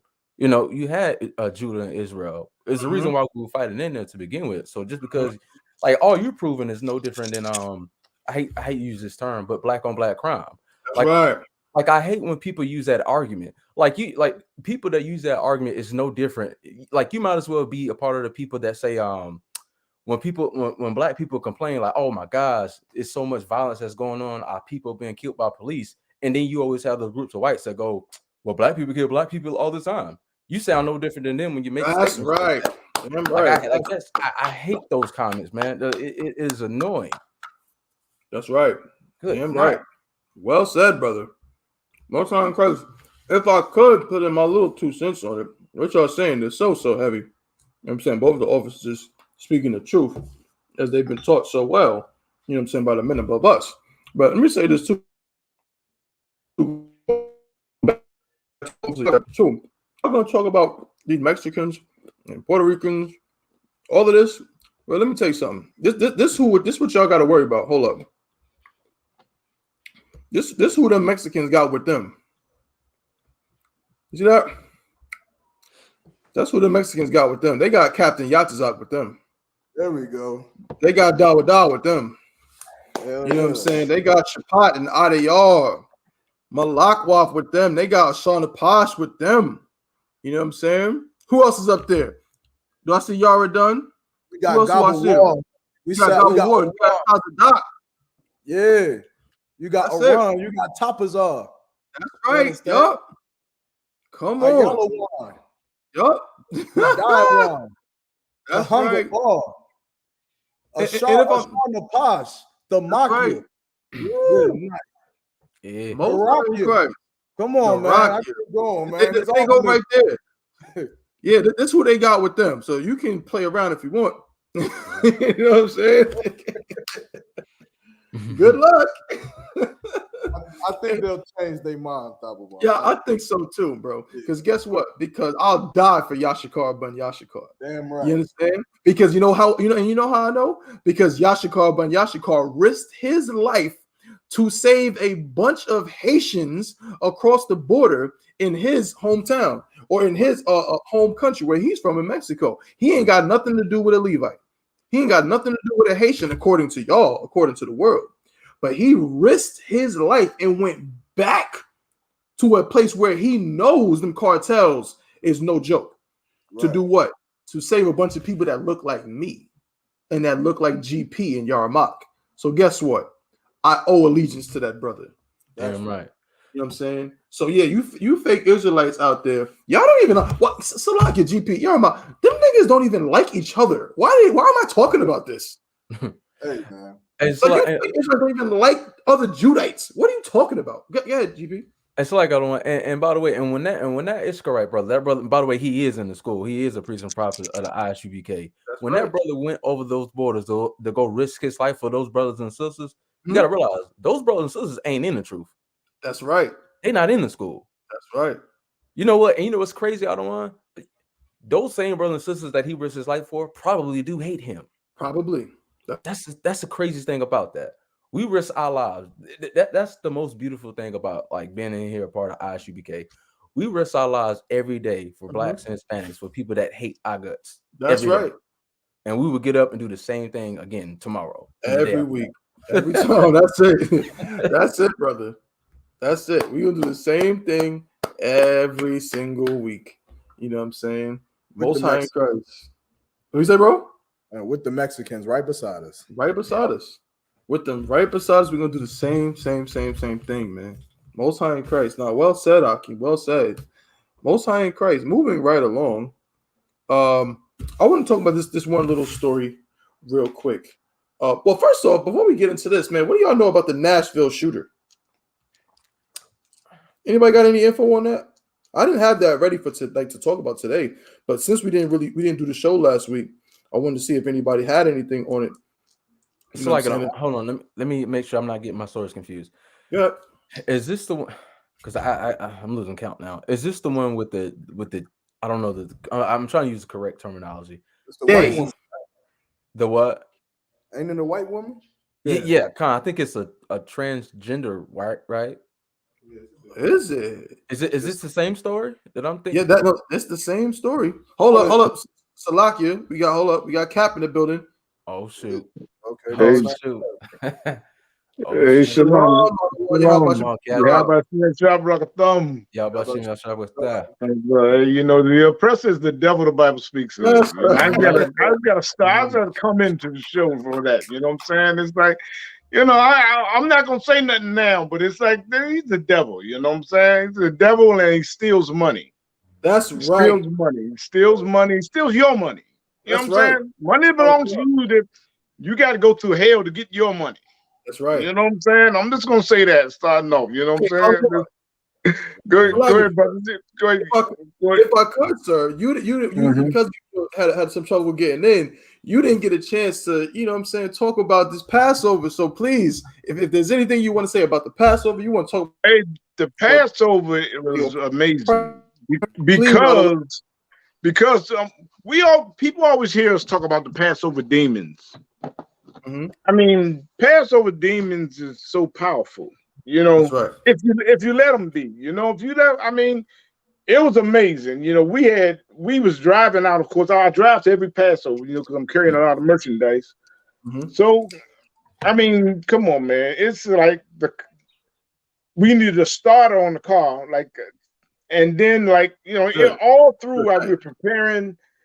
My rib, she getting sick. I'm getting sick. You know, so it was so much we was going through. You know, and then we just as we were going through it, I just kept telling her that, hey, you know, Yahushua, what he was saying to the disciples all through the Bible was telling them to have faith. That's right. Telling them to have faith. That's right. Be strong with it. So I wouldn't stop working. I just keep on working on merchandise, but it was like getting real grim. So I was just like, shit, we gonna make it there. We're gonna make it there. That's right. Yeah. So we went on and we made it there, you know, and man, I'm just most high in Christ that I made it there, you know, and it's like it was too short. It was too short. Too short. We got there Friday. We missed the all black party and everything, and you know what I'm saying. But I was just happy to be there, you know, man. Right. But it was glorious. It was glorious. And we had a rough time because Passover night, if you haven't heard it, I.S.U.K and my rib, because up and now they lost their nephew. Oh, Salakia. They lost their nephew Passover night. And it was so crazy. The next day, another one of their nephews died in Kansas City. So it was hurting. It was painful, man. And man, hey, everybody know I.S.U.P.K. That's my little brother, man. That's my brother right there, That's man. right. You know what I'm That's right. saying? And and I had met the brother. I had met the nephew and stuff. No, he's you know what I'm saying? When you meet a brother and you know what I'm saying, everybody, we in this captivity and we just trying to make it, you know what I'm saying? Right. And you know what I'm saying? So for the brother, he got shot that night, Passover night. Good night. But it was so rough, because I just found out that he's supposed to have been going to the Passover with I.S.U.P.K. Right. Damn. You know what I'm saying? So it's really hit hard, man. It hit hard. It's still hitting, it's hitting me now. So I know it's hitting I.S.U.P.K, man. So I always ask all the brothers and sisters to send up to prayers for I.S.U.P.K, and of course my rib, because and the Howard and the Hooker family, because they lost loved ones, and you know what I'm saying. And we, although we know the cycle of life. We know what's going on. We know they're going to be back. We're going to rise up. The Lord's going to rise them up again. But it's that one that you just lost. You got to mourn them. You got to mourn them. So, and and it was so heavy that I brought it out in the class. When I didn't even know that the brothers were supposed to be coming to the Passover, But that was just so heavy, man. And it's like, you know what I'm saying? You just, it's rough. It's a rough thing to deal with. It's a rough thing to deal with, you know what I'm saying? And this is why we tell brothers and sisters that don't play with this truth. That's right. Don't play with this truth. Don't be like, oh yeah, I'm there tomorrow. I'm gonna get in tomorrow. I'm gonna really start doing this, or next week when this happened, I don't do that. Tomorrow is not promised to you. That's right. The next day is not promised to you. The next hour is not promised to you. You don't know what's going to go on. But to hear that this brother he's supposed to be coming to the Passover with him, I.S.U.P.K, that damn. Damn, that hits hard. It hit so hard, man. It hit so hard, man. That's why I was in my class. I was breaking down in my class because, damn. I didn't even know at that time he was supposed to come to the Passover. But when you lose a brother or sister, you know what I'm saying? When we in this truth, and we raising up brothers and sisters, when we lose somebody, that shit hurts. Like it's so gut wrenching. That's right. Yeah. You know what I'm saying? It's like, damn, because this is our job. Waking our people up, man. Then you see, and most likely it was another brother that killed him. That's right. You know what I'm saying? It's what I'm saying. So, but it's like, we just gotta, man. This is the fight we in. This is what the Lord chose us to do. When we're in this, we're in this school. When you become a priest, this is what you got to do, and it's the burden that you got to bear. That's right. But it's like, what I'm saying, it's like it's stuff you're gonna have to deal with. It's stuff you have to deal with. You know what I'm saying? And people gonna learn from this. People are gonna learn from this. People want to learn some of the family members are gonna learn from this because they've been hearing myself and I.S.U.P.K, and you know what I'm saying? They've been hearing us, doing these classes, doing these shows. They've been hearing us, but a lot of them been like just, a lot of people just be like your family members, be like, yeah, hey, it's good what y'all doing, you know what I'm saying? But they see them turn their life around. That's right. But hey, when you see things happen like that, you know what I'm saying? You got to really understand, the Most High is not playing with nobody, and time is short. And time is short. I yield, brother. No, damn right.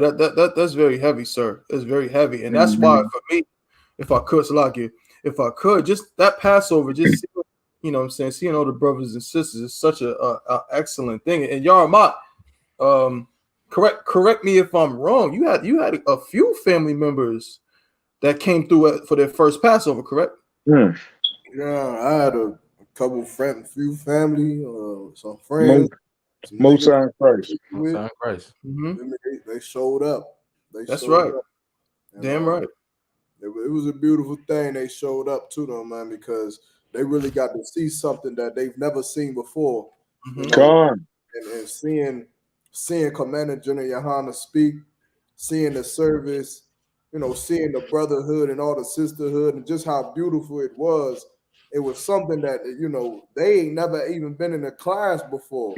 So, you know, it was monumental. They was there. They got the, you know, shout out to Officer Sadak, who, you know, helped me with the creation of that, the replica of the Ark of the Covenant. That's right. You know, that was real stressful. That was real stressful for me and all the brothers who helped me bring it in and help with it. But, you know, they was there to see that, you know, and part of that group of people that was there was, you know, my biological grandfather, of whom I've never really had a relationship with because he didn't raise my father, I.S.U.P.K, ever in life. So, you know, that it was a beautiful thing to have them there, man. But yeah, that's right. Damn right. That's not Christ, man. This Passover, if I could, is going to be memorable for several reasons, man. And I think it's just important, as the Akim are saying, it's important for us to keep that in perspective. You know what I'm saying, with our families and you know what I'm saying, our friends and things like that, man. What we do is so important.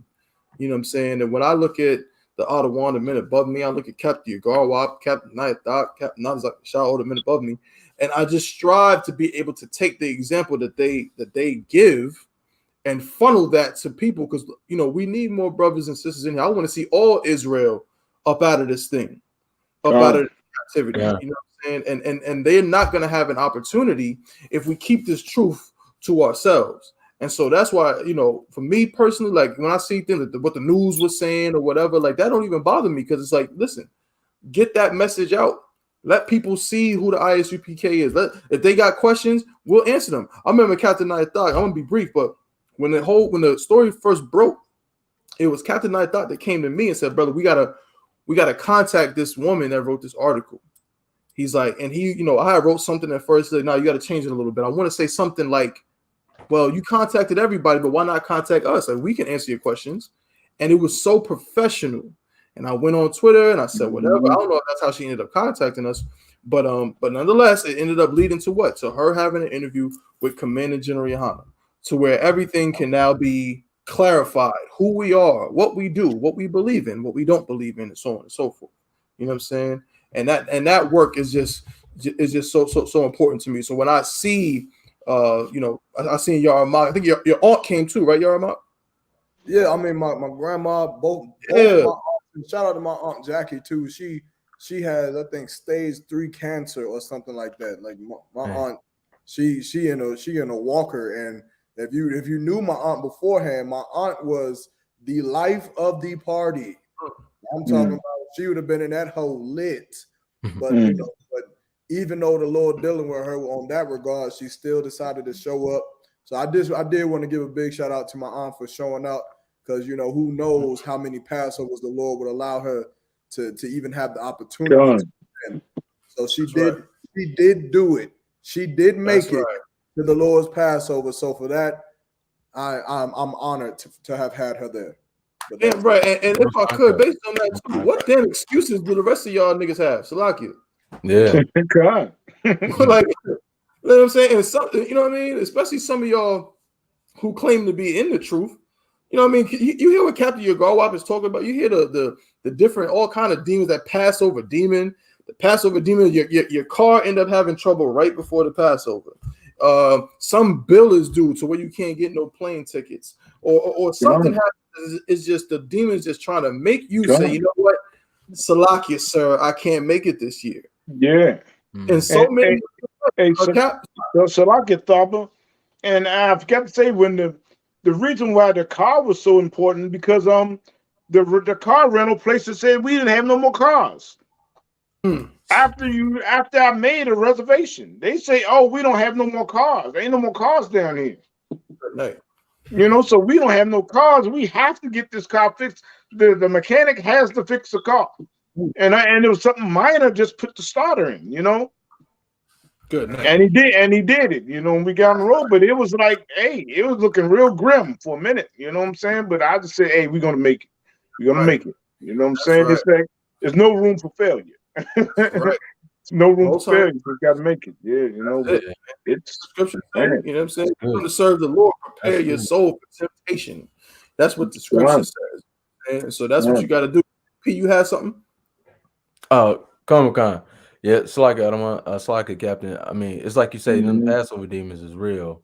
I mean, even when we got back here in North Carolina, excuse me, so many brothers and sisters were dealing with some of the similar things. I mean, I said, my God. But you know what was so amazing? I didn't even realize brothers was going through it, including myself, while at the Passover. But you know, we were all still there, and it just showed that fight, what it took to get there. And it's like all year, everything is fine, but right up until that week, everything just takes gone. That's right. That's a fact. So, Lucky, if I could, I would be remiss if I did not allow my brother to get up on here and say his piece, man. Most High in Christ, got my brother in the building.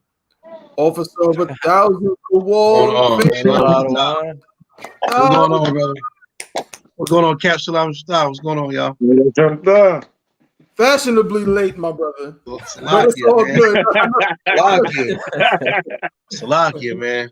A lot of stuff going on. You know what I mean? I could imagine, bro. We just over here talking about this glorious Passover that we just had. We probably just gonna spend the last, we have about 10 or so minutes. We're just gonna talk about this Passover. So, officer, if you didn't know, Officer of 1,000 Wall was instrumental in heading up the kids' party.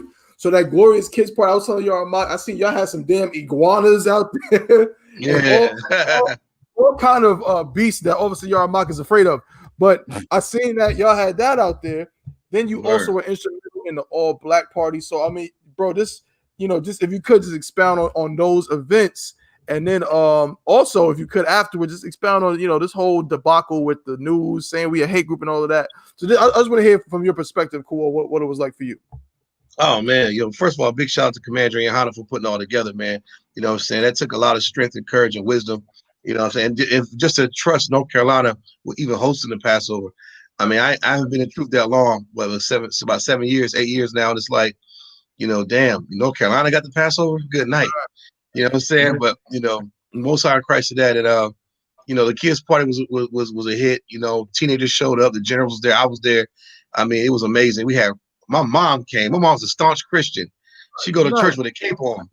You know what I'm saying? She's a super Christian. And she came to the damn kids' party and she brought the grandkids with her.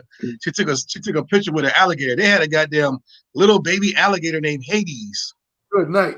And all the kids wasn't scared. All the little Judite kids running up in there just with snakes on their neck and picking up all kind of. It was awesome, man.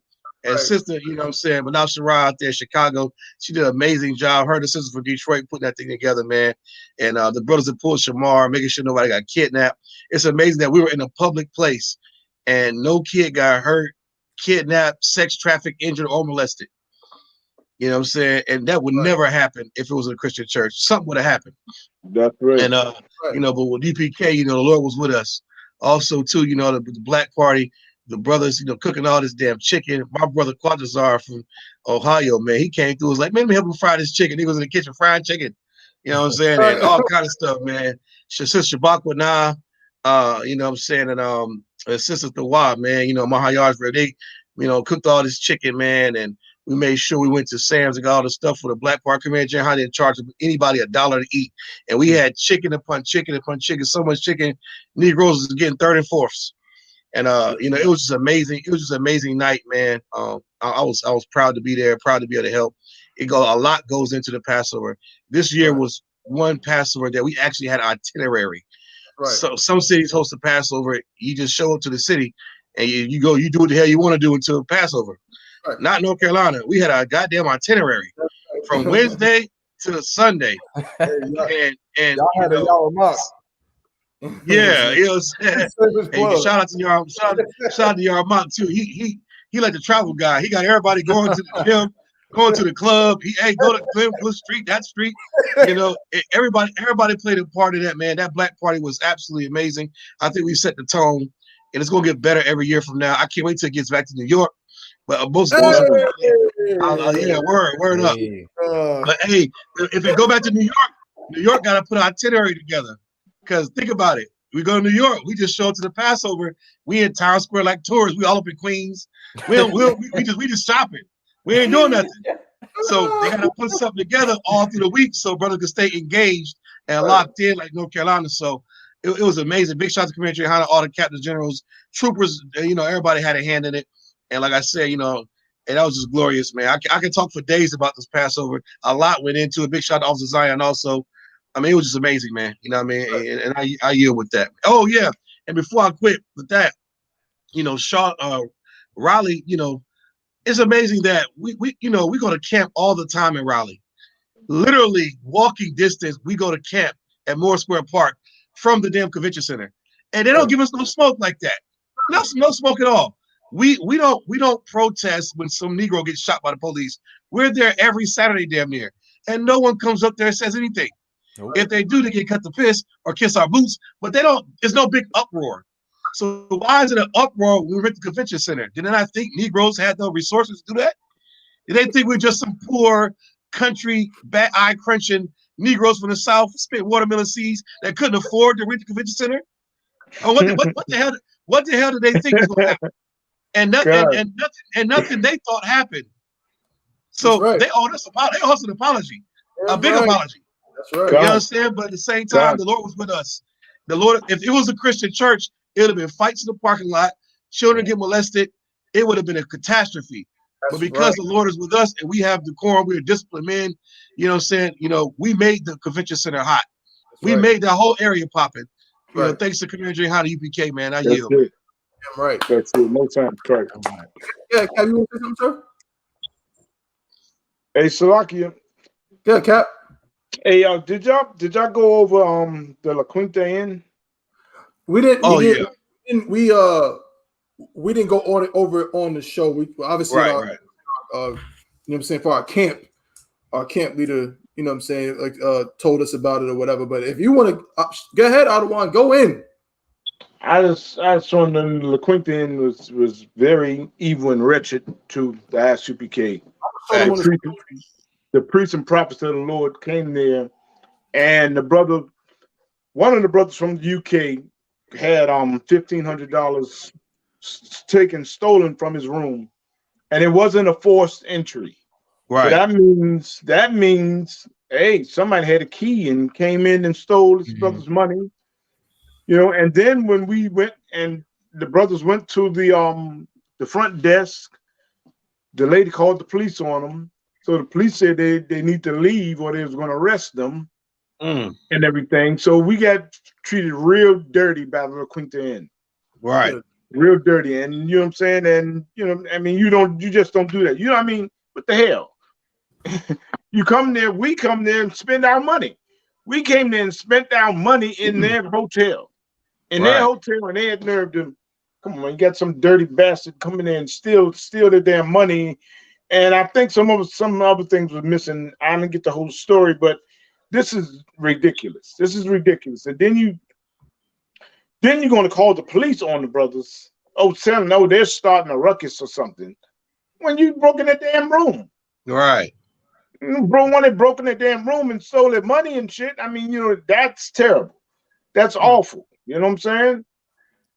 But I just pray the Most High, which I know He's going to do, just come down on them and whoever did it and all those evil bastards that went against those brothers that stayed there. That's right. That's just ridiculous. When you can't even file a complaint. They wanted to file a complaint, and I believe it was the devil at the desk that wouldn't even let them file a complaint. Yeah. Yeah, so it's like, you know what I'm saying? Hey, the Lord going to get you for that. Right. That's right. I just pray that the Lord come down on them hard. Yep. Come down on them hard. Maybe close that dump down. Close that dump down, and the little devils that lose their job and never get a job like that again. That's right. That's right. That's right. It's really ridiculous. You know what I'm saying? We come in there. Brothers came all the way from the damn UK. Right. Coming from another country, and then you break in the damn room and steal the damn money, and then don't even call the police. You can actually call the police to arrest them. Yeah. For complaining. That's crazy. The oppressor is the devil the Bible speaks of. Damn right. That's He's the right. devil. Damn You right. know? But I yield, brother. Good night. So if y'all wondering which one it is, you are now seeing it right here on the screen. Okay, this is the La Quinta Inn by Wyndham Crabtree. This is the Crabtree location. Yes. Just a few. Yeah. I mean, they didn't really have blocks out here, but I guess it's a mile, less than a mile, half a mile or something. You know, not far from the Crabtree Mall. This establishment right here is a disgusting place. Go there if you want your money stolen. That's why you should. Exactly. If you want to get robbed, go to the La Quinta Inn. If you don't want to get, your money stolen, then don't go to the La Quinta Inn. This is completely unprofessional. That's it. You know what I'm saying? This is not how you run a business. This is not, and again, to chastise the person who got robbed, like this sounds like something out of the Twilight Zone. Right. You're gonna steal my money, and then I'm the villain because I'm complaining about my money being stolen. Right. What? But this is what happens when you deal with the good folks at the La Quinta Inn by Wyndham at Crabtree. All right, do not go there. The place is disgusting. Go ahead. Somebody has something? Salaki, I'm right quick. Salaki, please, just remember, hey, this is not our rest. That's right. This is not our rest. This is the sinful kingdom. This is a sinful kingdom. Where you get something stolen from you, and they call the police on you. Right. I mean, you are the victim. Go ahead, brother. And hey, that La Quinta brothers and sisters was complaining all weekend about how rude their staff was. I mean, just asking for towels. They got a goddamn attitude like this is your job. Crabtree is not an area where you see too many black people staying in La Quinta. And it's called the goddamn La Quinta. That's like Hispanic. You should want to see darker skinned people there. But at the same time, it's like, you want to get an attitude with brothers and sisters asking for towels and extra rags. They're there for like 4 or 5 days, giving you business. Then on top of that, I heard the complaints about them being extremely rude, stealing money out of the damn rooms, then calling the police on brothers who are paying members to stay in there. And you know what's crazy? They did that. One of those hotels was extremely rude to Commander YAHANNA's guest, the I.S.U.P.K. in Florida last year, and a hurricane came through there and tore the piss. The Lord going to kill the La Quinta. Don't be surprised when you read about the La Quinta infestation with roaches and bed bugs and something crazy the Lord going to send to them. That's right. Because the reports that the reports that are made about the La Quinta, you don't do the Lord's chosen people that bad and think that your life is just going to be sunshine. Nah, they got a judgment coming, La Quinta. You better apologize publicly. That's right. Commander YAHANNA's members all their money back if you don't want your business to fall. That's right. That's right. Well, it's like it. If I may, other one. Good. And you know what? This is what should have made the news. This story right here. Yeah, that's right. This is what should make the news right here. That's right. Oh, you right, bro. You right. You got the priests and prophets of the Lord coming into the town. Coming into the town, man, and being what are we trained to be? What did Captain Yagarwap train us to be? Right. We trained to be what? Upstanding citizens. We keep the laws of the land. You don't got to worry about us smoking weed. You don't got to worry about us being public drunkenness, disobeying traffic laws. You don't have to worry about us drinking and driving. None of that. We are upstanding citizens in all ways. That's a good point. That's a good point you made about that weed. Go ahead, Cap. Salakia, but even the Southern Poverty Law Center call us a hate group. Well, even the white people are safe around us. That's right. Even the white people are safe. Yeah, right. They wonder if we hate them. Hey, the white people are safe around us. We will not harm you. That's right. You know what I'm saying? But you do. But we stay in your hotels and you steal our money. Right. And then call the police on us for complaining about it. That's right. That's a damn shame. Cool. Bro? That was a good point you made too about how hard it is to in these days hotel staffs have a hard time not having people smoke weed in the rooms. Yeah, and clearly you're not supposed to smoke in the rooms. Damn sure ain't smoking no weed in the rooms. And you mean to tell me we booked that hotel damn near to the brim and none of us smoke weed in there, and you still call the police on us? Yeah, it's insane, man. There's some hateful bastards, man. Yeah. Everybody smokes weed in a hotel. You just go to the front desk and ask. Every time they check out, they gotta go. The housekeepers gotta go up in there and smell weed all through the hallways. Niggas trying to put towels on the door, do all the old tricks. It don't work. It's still smelly. But we were standing there. That hotel didn't smell like weed. That's right. And you still steal money from us. Nah, that little Quincy got a judgment coming. That's right. Damn right. There it is right there. Look at it in all its disgusting glory. All right. LaQuinta and Crabtree. All right. It's a damn shame. Like the brother said, like Cap said, Wall said, the Akim, they better issue a public apology. Don't delete our complaints in our comments. Don't be a coward. Right. You know what I'm saying? That's the mark of somebody that knows they're guilty. If you're not guilty, then just come out and just tell the truth. Tell us who took the money then. Yeah. It wasn't one of your staff. We're trying to say we stole our own $1,500. Come out and say it. Right. You know what I'm saying? But they're not gonna come out and say it. They're gonna try to cover it up. And like Kawal said, the judgment is coming. I would not be surprised if next time I roll past Crabtree, every time I go over there, I'm gonna drive past this joint. Every time. I live basically in Raleigh. I'm gonna drive past, and I'm not surprised if one day I'm gonna go past and the damn thing is gonna be getting torn down. Right. Not at all. And I'm gonna say, you know what? I'm gonna say Most High in Christ. That's it. My brother's gonna have a drink because that's what's gonna happen to this damn place. For sure. You know what I'm saying?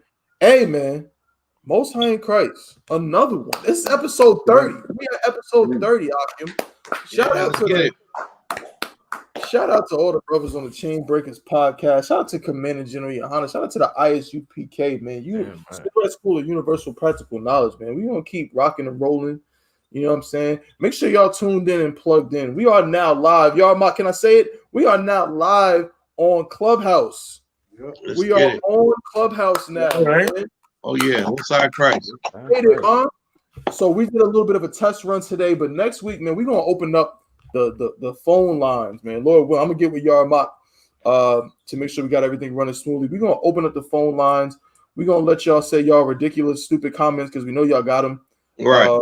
And ask you blackety black questions and say, you know what I'm saying, get whatever off your chest pause that you gotta say, and we're gonna cut it all to piss because that's what we do in the I.S.U.P.K. But of course, we are out of time for today on the Chain Breakers podcast, man. Make sure y'all go to Across the Line Radio if you want to see some nice recaps of the 54th annual Passover that went down just this past weekend in Raleigh, North Carolina.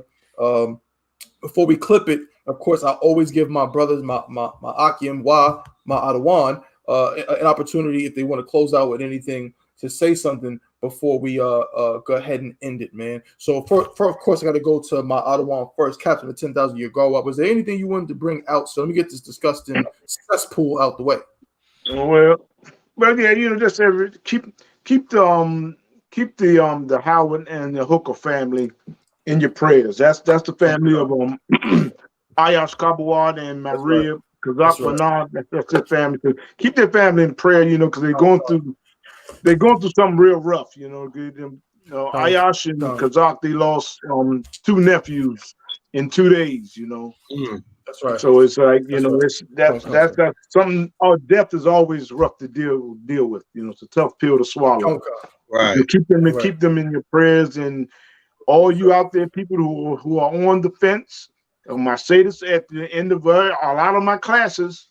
You know what I'm saying? If you tuned in to I.S.U.P.K classes and you listen to them, and you wondering whether you want to come in or stay out or whatever, or be a fake Israelite, you know what I'm saying? That might be your last chance. That's right. When you hear this message, it might be your last chance. You know what I'm saying? Because who knows? The Most High might kill you tonight. That's right. He might come, or what should I say, unalive you. He may send an angel to unalive you tonight. That's right. Come to your house and just fuck you out tonight. That's right. You know what I'm saying? So, really just get into this truth. There ain't no time to play. Time is short. That's right. Damn right. Officer Kawal, what you got, my brother? Oh, no. Hey, pay your tithes, man. Big shout out to Commander YAHANNA for the Passover. And Lord willing, I'll see you brothers next week. Christ will turn by then. We out of here. Right. Well said. Well said. Yarmak, it's on you, brother. Hey, Salaga, if I could, I did have one thing I wanted to bring out, though. In this regard to the Passover, I wanted to bring it out a little bit early, but I think it's important for Blacks, Hispanics, and Native Indians to understand this. If I could, Thabawan, if it's not too much of a burden, I just want to read. I just want to read a couple of scriptures. I'm gonna read it for myself. Right. This is Exodus chapter. Book of Exodus chapter 12 and verse 3. And it says, "Speak ye unto all the congregation of Israel, saying, in the 10th day of this month, that they shall take to them every man a lamb, according to the house of their fathers, a lamb for an house." Now, of course, this is the Lord giving us instructions on what, or giving Moses instructions, Moses and Aaron instructions on what we were supposed to do, that it eventually become the Passover, which is what we just held this past Saturday. In verse 4, it says, "And if the household be too little for the lamb, let him and his neighbor next unto his house." Now, I'll bring this up because the Christian church teaches us that neighbor is everybody. It's Chinese, it's Africans, it's so on and so forth. Well, let's see what it's talking about.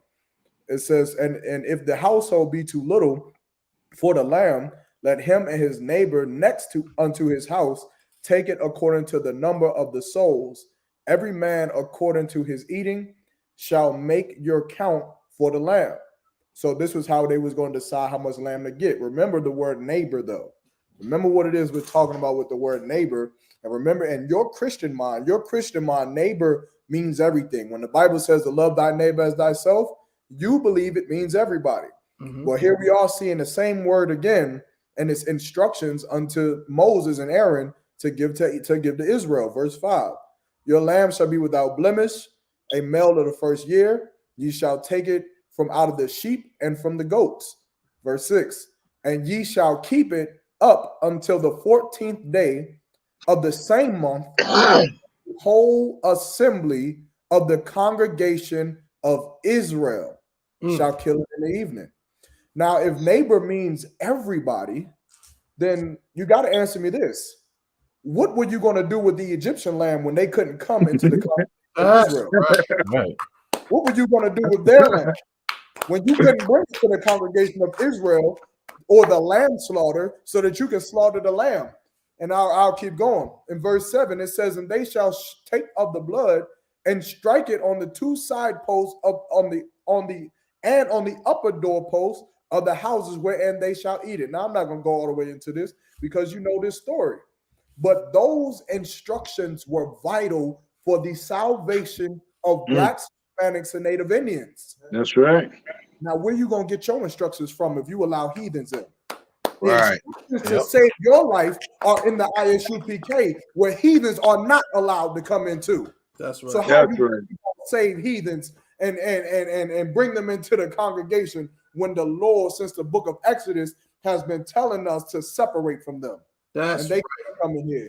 You want to do it how they did it in biblical times, then you find the nearest Israelite school of UPK near you, and you get into that school where them heathens are not allowed to come. And in there you'll get instruction on how to survive the destruction that the Lord is getting ready to bring on this earth. That's right.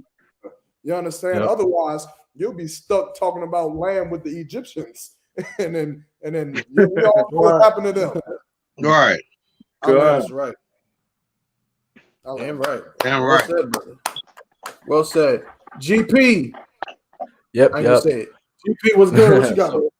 So if you missed this year's Passover, man, it's a big shame of you, man. Just make next year and don't miss any more. Don't make a habit of it, man. And continue to pay your ties to this school and Commander YAHANNA, man. That's it. Right. Well said, Akim. Perfect. I ain't got much to say. You know what I'm saying? Y'all said it all perfectly, man. Chain Breakers Podcast, man. Brought to you by the I.S.U.P.K, the Israelite School of Universal Practical Knowledge under Commander General YAHANNA. We're going to see y'all again next week. Same time, same place, 12 p.m. Eastern time, 11 a.m. Central time. All right, make sure you be there, man. Again, if you missed this year's Passover, look, like your brother said, man, shame on you, but it's no sweat. If you didn't know, you didn't know, right? But next year, again, if Christ doesn't come back, you better be there at the Passover, man. We love to have you, man. So shout out to everybody. Shout out to all my brothers, man. My captain, the 10,000 year guard WAP. Shout out to Officer of 1,000 Kowal. Shout out to Officer 500 Yard Mock. Shout out to Officer 500 GP, a special guest for shout out to GP for joining us today. Right. Officer Kapari out the water, my brother, the water.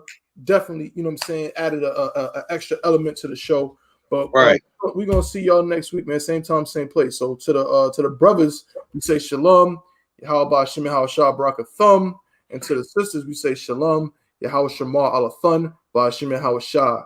You know what I'm saying? We'll see y'all next week. All right, shalom. Shalom. That's kind of crazy.